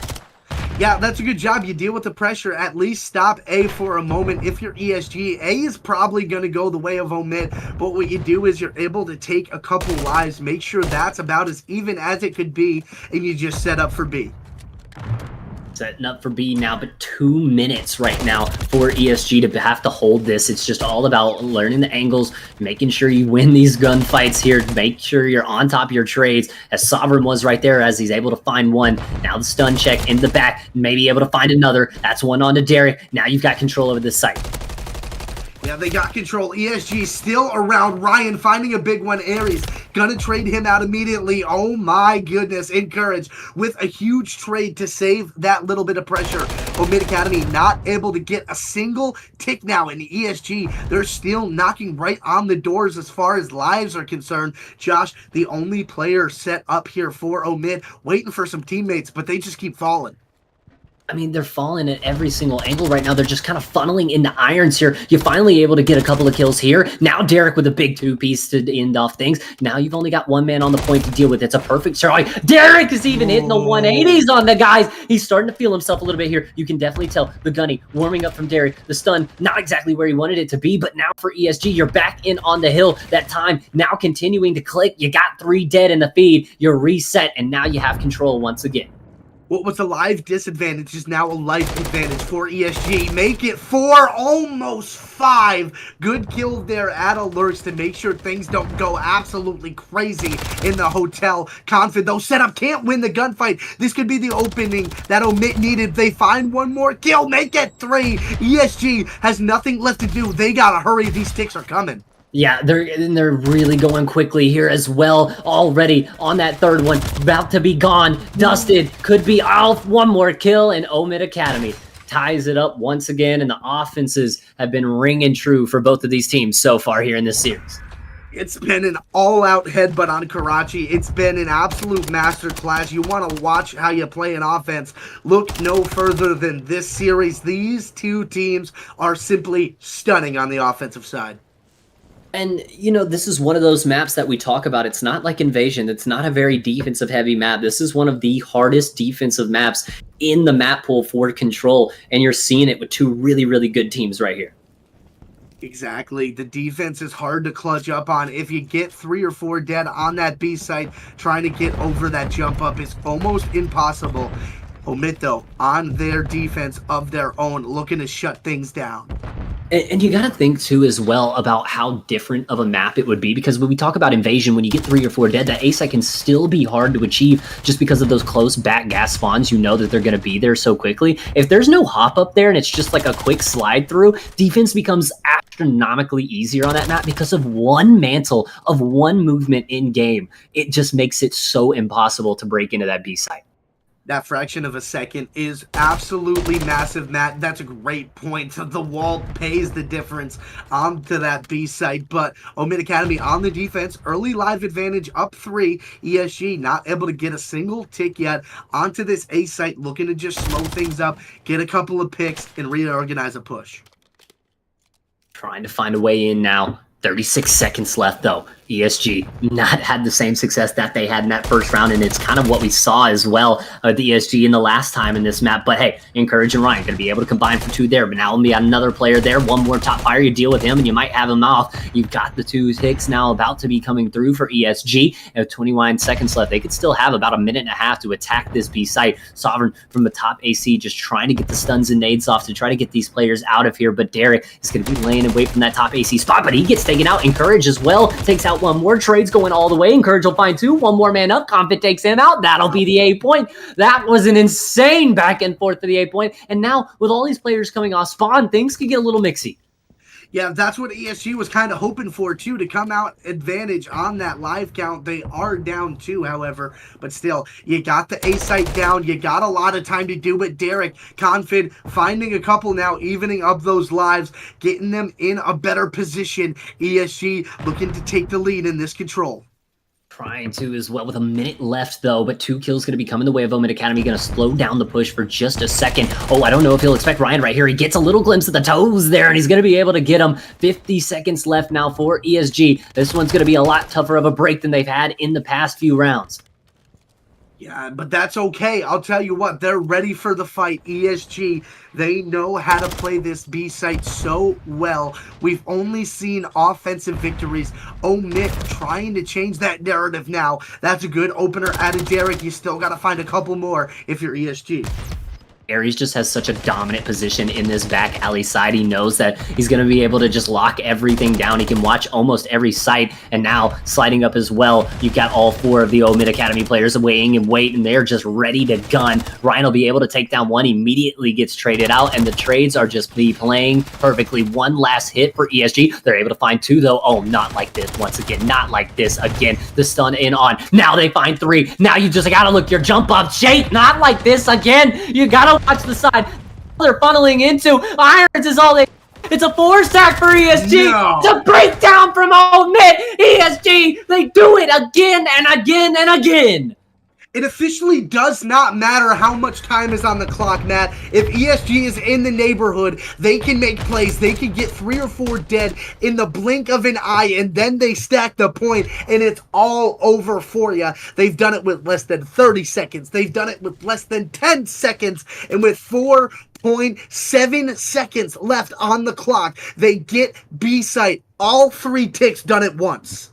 It's incredible. I don't understand it. How they just are able, with the clock is literally ticking down at 4 seconds, Shake. I mean, basketball players are getting nervous about taking a shot with that much time left. ESG is just casually breaking B-side on... I'm about to cuss on this stream. On freaking Karachi. Come on. Oh no, where's the dump button when you need it, Trig? Matt's about to go rogue on you, buddy.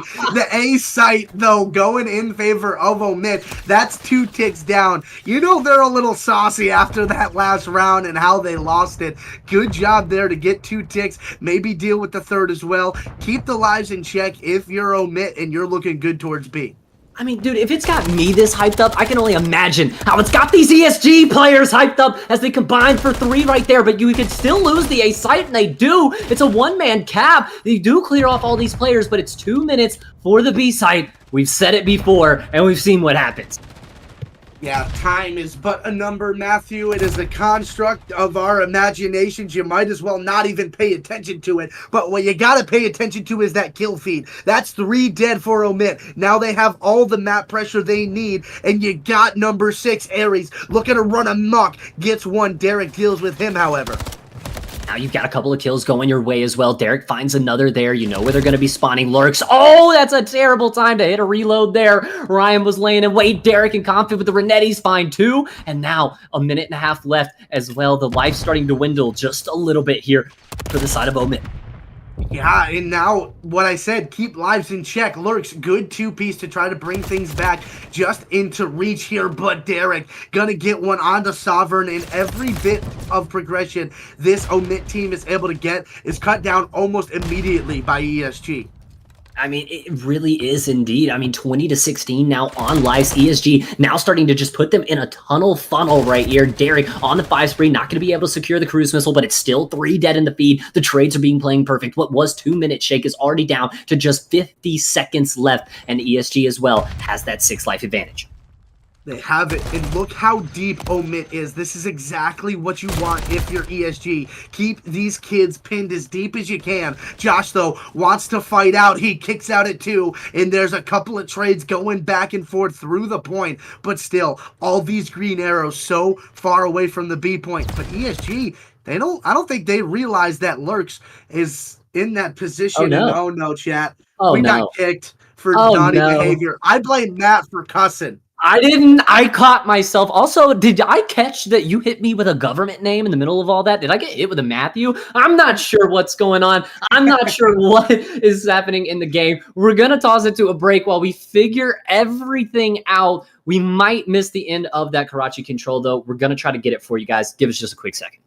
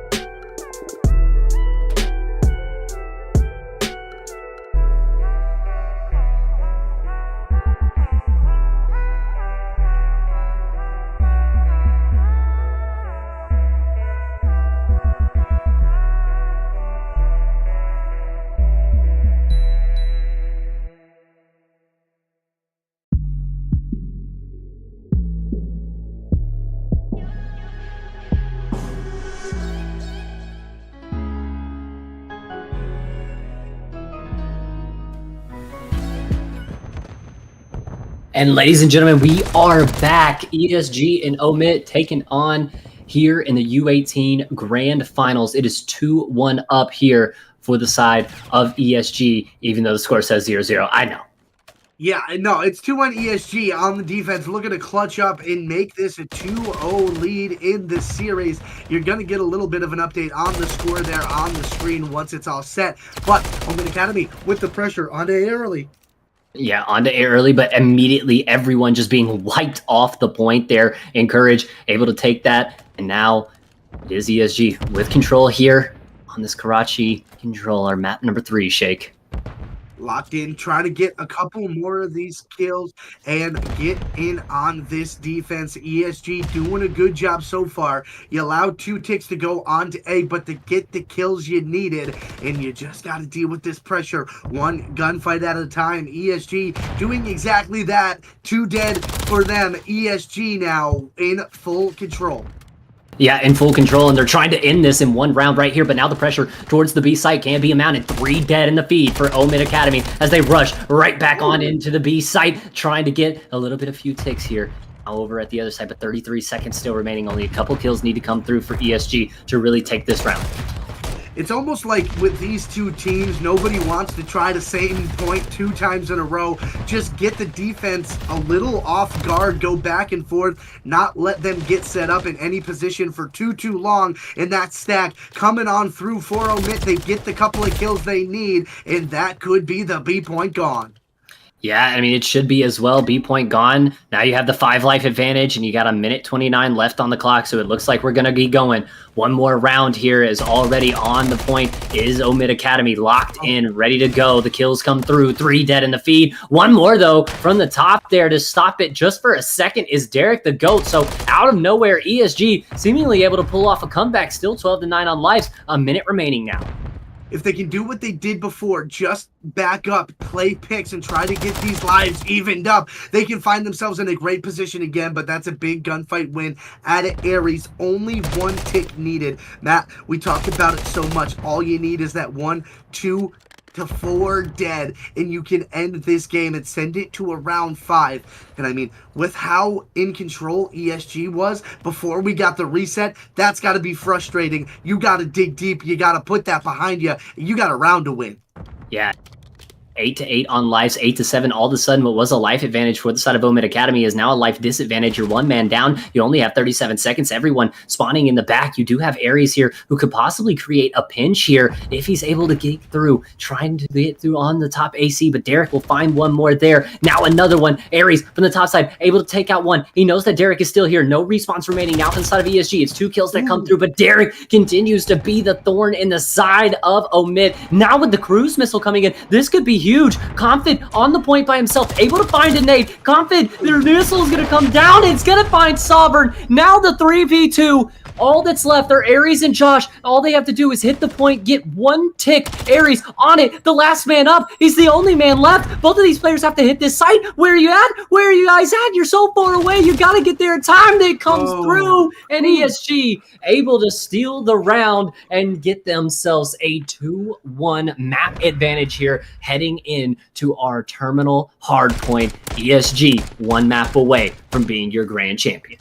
And I mean, what could have turned disastrous there? They get the last kill they needed, but could you imagine they have that advantage on the defense in that previous round, get the reset, and then have to go to a round 5? I mean, my goodness, that would have been such a hill to climb if you're ESG, but you do what you got to do. You get that map win, and now, like you said, Matt, here we go. Terminal hardpoint. Could be for all the marbles. Yeah, I mean, in either way, OMiT Academy's back is going to be up against the wall in this next one. They have to win the next 2 terminals if they want to be the grand champions, complete the bracket reset. Everything still to play for, Shake. We're going to toss it to a quick break, and when we come back, we might have the last map of the U18 season.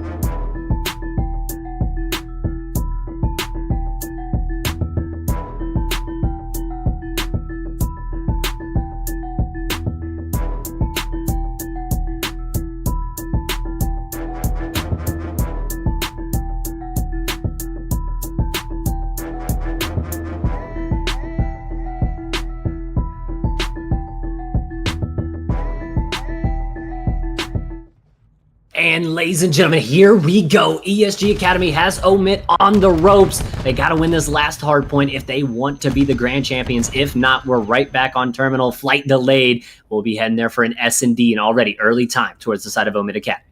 Yeah, and I think OMiT, this is kind of where they want to be. Respawn is kind of their bread and butter, where they feel the most comfortable on this hard point, trying to make good on that.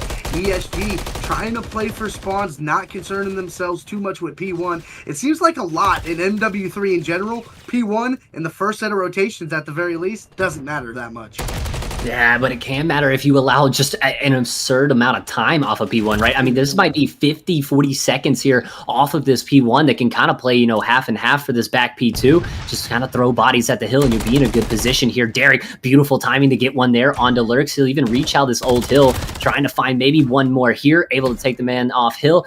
And for Derek, that'll be a good start to him. 3-2 on the 3 streak. And now you've got OMiT spawning way out here. A double nade out of Conf. It'll definitely help your cause a little bit there. And ESG now locking down a lot of time off this P2. Like T.O., get your popcorn ready. Confid with the double nade there, opening things up for his team. Like you said, a lot of time did go the way of OMiT Academy on that P1, but this setup darn near perfect for ESG. That push out there by Derek was so influential. Now onto that 5 spree. You got the number 4 Josh looking to break this setup, but still only going for scrap on this hill. We're already looking towards P3. Yeah, Josh is going to get shut down as well, so not even the scrap to go the way of OMiT Academy. It will be ESG that's going to have to fight for these rotations here. Now on to P3. Try to work over towards that burger side and lock yourself in. You got a nice Josh, though, back here playing this back metal detector side, just trying to be a nuisance and take these players off these rotations, but Ryan will shut him down. That'll be the backside burger open. When Ryan gets frying, things get scary, Matt. I'll tell you what, ESG trying to make their way onto this point. OMiT, the first team here, encourage with the sneaky runs. Gets an easy 2-piece. Nice and fresh as a daisy for you. Make it 3, why don't you? Doesn't quite get the read onto the fort there. Knows there's a player. The team shots go through. This is an open hill, at least for a second. Encourage onto a 4 now. Yeah, I was about to say for Encourage right there, they were literally spawning on the other side of the wall to his left for a second. So the fact he was able to just keep funneling them in and not break down right there is huge for ESG to be able to get some of this time off P3. But now with Aries and OMiT being able to sneak through kind of that burger side, they're now locked in for new. But it's all about these kills coming from ESG off the rotation. Yeah, you got to win these rotational gunfights on terminal. Things get so mixy, and if you're the first team there, things get a little bit easier. But the green team, they're here first. Encourage on that 5 spree before he gets taken down. And there's a couple of kills going back and forth. Still, the contest coming through. OMiT just trying to get back into this one. Derek, what a nuisance at back burger. Yeah, I mean, that's all he has to do, right? Just lay down, play your life, and if this is a contested hill, it's a contested hill. You know where Encourage is, or rather, Encourage knows where Josh has got to be hiding here. Oh, little pop-up. Hey, how you doing? Sit you down. And now, that should be Burger in control. Encourage, talk about challenge off the hill a little bit there. Gonna find a couple, and still Derek, like you said, the nuisance, being allowed to just kind of just lay down there, take a nap on the job, and hold down some of this hill time is huge for the side of ESG. Yeah, huge hill, even better play. This entire hardpoint, we hadn't seen ESG play rotations this effectively against OMiT all night long. It's a breath of fresh air, and it's seen in the scoreline with over a 50-point lead, but OMiT Academy is the first one on to P5. Yeah, and I mean, this is big for OMiT right now. They've got to try to lock down some hill time here, but Encourage will be able to find one there. Josh now spawning out back metal detector. That should be the spawns for the side of ESG Academy here, depending on where it happens. You've got players spawning all around the map right now, and no one able to really lock down too much hill time, but ESG has found their way on, but it all immediately reapplied pressure here from Sovereign. He finds one, but no more than that. He'll get sat down. The man off the hill is taken out from Lurks here, who's got this top AC control, but he gets taken down as well, and now ESG Academy can still funnel right back into this hill. Yeah, this is their playground for ESG right now. They can smell the championship in the water, Matt, and they want it. Over an 80-point lead right now. ESG clicking on all cylinders. Encourage a 2-piece on the other side of the map. There's almost nothing ESG is doing wrong right now through the first set of rotations. No, I mean, they've been playing it perfectly. This is exactly the hard point showing that ESG wanted to come out and have, and it's absolutely done that now with the only real kind of problem hill that they had, right? I mean, OMiT got 40 seconds off of P1, now through 4, not getting any more than 20 seconds. I mean, that is a huge turn up from the side of ESG. Yeah, absolutely massive turn up, and in the grand finals, there's no better time to do it. Encourage on another 5 spray, looking to get that cruise, and he just locked it in. Ladies and gentlemen, Encourage is cooking in the grand finals. This map 4 has been all his. OMiT Academy able to break on through with about 30 seconds left, but still, you gotta look to those P2 rotations. ESG already spawning there. Yeah, I was about to say they just won the spawns for P2, so for ESG, they're now in a perfect position. You make that P1 mixy, you only allow about 30, 20 seconds off of it, and now for ESG, you can really lock in this P2 because of that giant lead you've had, but you gotta make sure that you're winning these gunfights off the rotation. That's exactly what they do in finding 2 there. Josh will be the last man up at the new hill. Can he find a kill to open things up here for OMiT? Oh, he sees Derek's head there. Might just get a little information, wait for his teammates to come so we can make a good play. Couple of shots go down, not gonna find anything. The trade comes through. Ryan Confid, find a couple. Ryan finds a double, and that's 3 dead. ESG, another hill, locked down, time going their way. Matt, they're doing whatever they want on the map right now. And I mean, still with 40 seconds to work with on this hill as well, could put them really close to that 120, 130 mark around that margin. Lurks here, trying to lurk from the top side. That's a beautiful angle check there. Finds one, but no more than that. Ryan will take him out, continuing on that 5 spree. Look at Encourage as well, already hitting this super early rotate. Ryan from Burger, they've got the pinch on the metal detector. It's a spawn trap right now. ESG, well over the 200-point threshold, now looking to put these players in the trap. Yeah, if they can get this break onto the P3, this could be tournament and season over. ESG looking to call game. They lose those rotational battles. Those are huge gunfight wins out of OMiT Academy. You can't afford to make any mistakes now. You're down over 100 points. ESG smells blood in the water. Smell blood in the water, and all of them starting to hunt right now. Encourage trying to make his way through the front side as well with Ryan here. Confid as well. They're there. They have the kills. Sovereign still here in the back, but all Confid has to do is just lay down and play his life, continue to garner this time. If it's contested, it's fine. Now the shots, though, come through. OMiT Academy still here applying this pressure. Derek, now from long haul, not going to be able to get anything there. This has been a perfect hill from the side of OMiT Academy, and with ESG so close to that 250 mark, it looks like they're just going to go ahead, chalk their loss, rotate onto Burger, and lock this down and try to win this championship.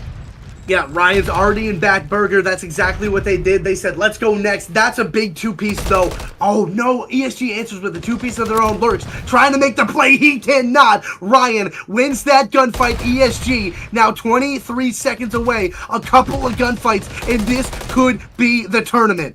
It could be the tournament right here, 30 seconds away. They've got all the time in the world to do it. A nade in, but the trophy does its work. 3 dead in the feed. ESG starting to light it up. Blue now only needing 15 seconds. The cruise coming in from Ryan as well. It could be all but over. You could see it. 5 straight tournament wins now on the line, on the docket. 5 more seconds. The big one, the granddaddy of them all. The triple cruise missile is through, and the ESG Academy has locked it in and are your U18 grand champions. 5 tournaments in a row, locked in now, and they have been the Goliaths all season, and they will not fall. They will not falter. It's been perfect from them. 5 for 5, an absolute domination from ESG Academy.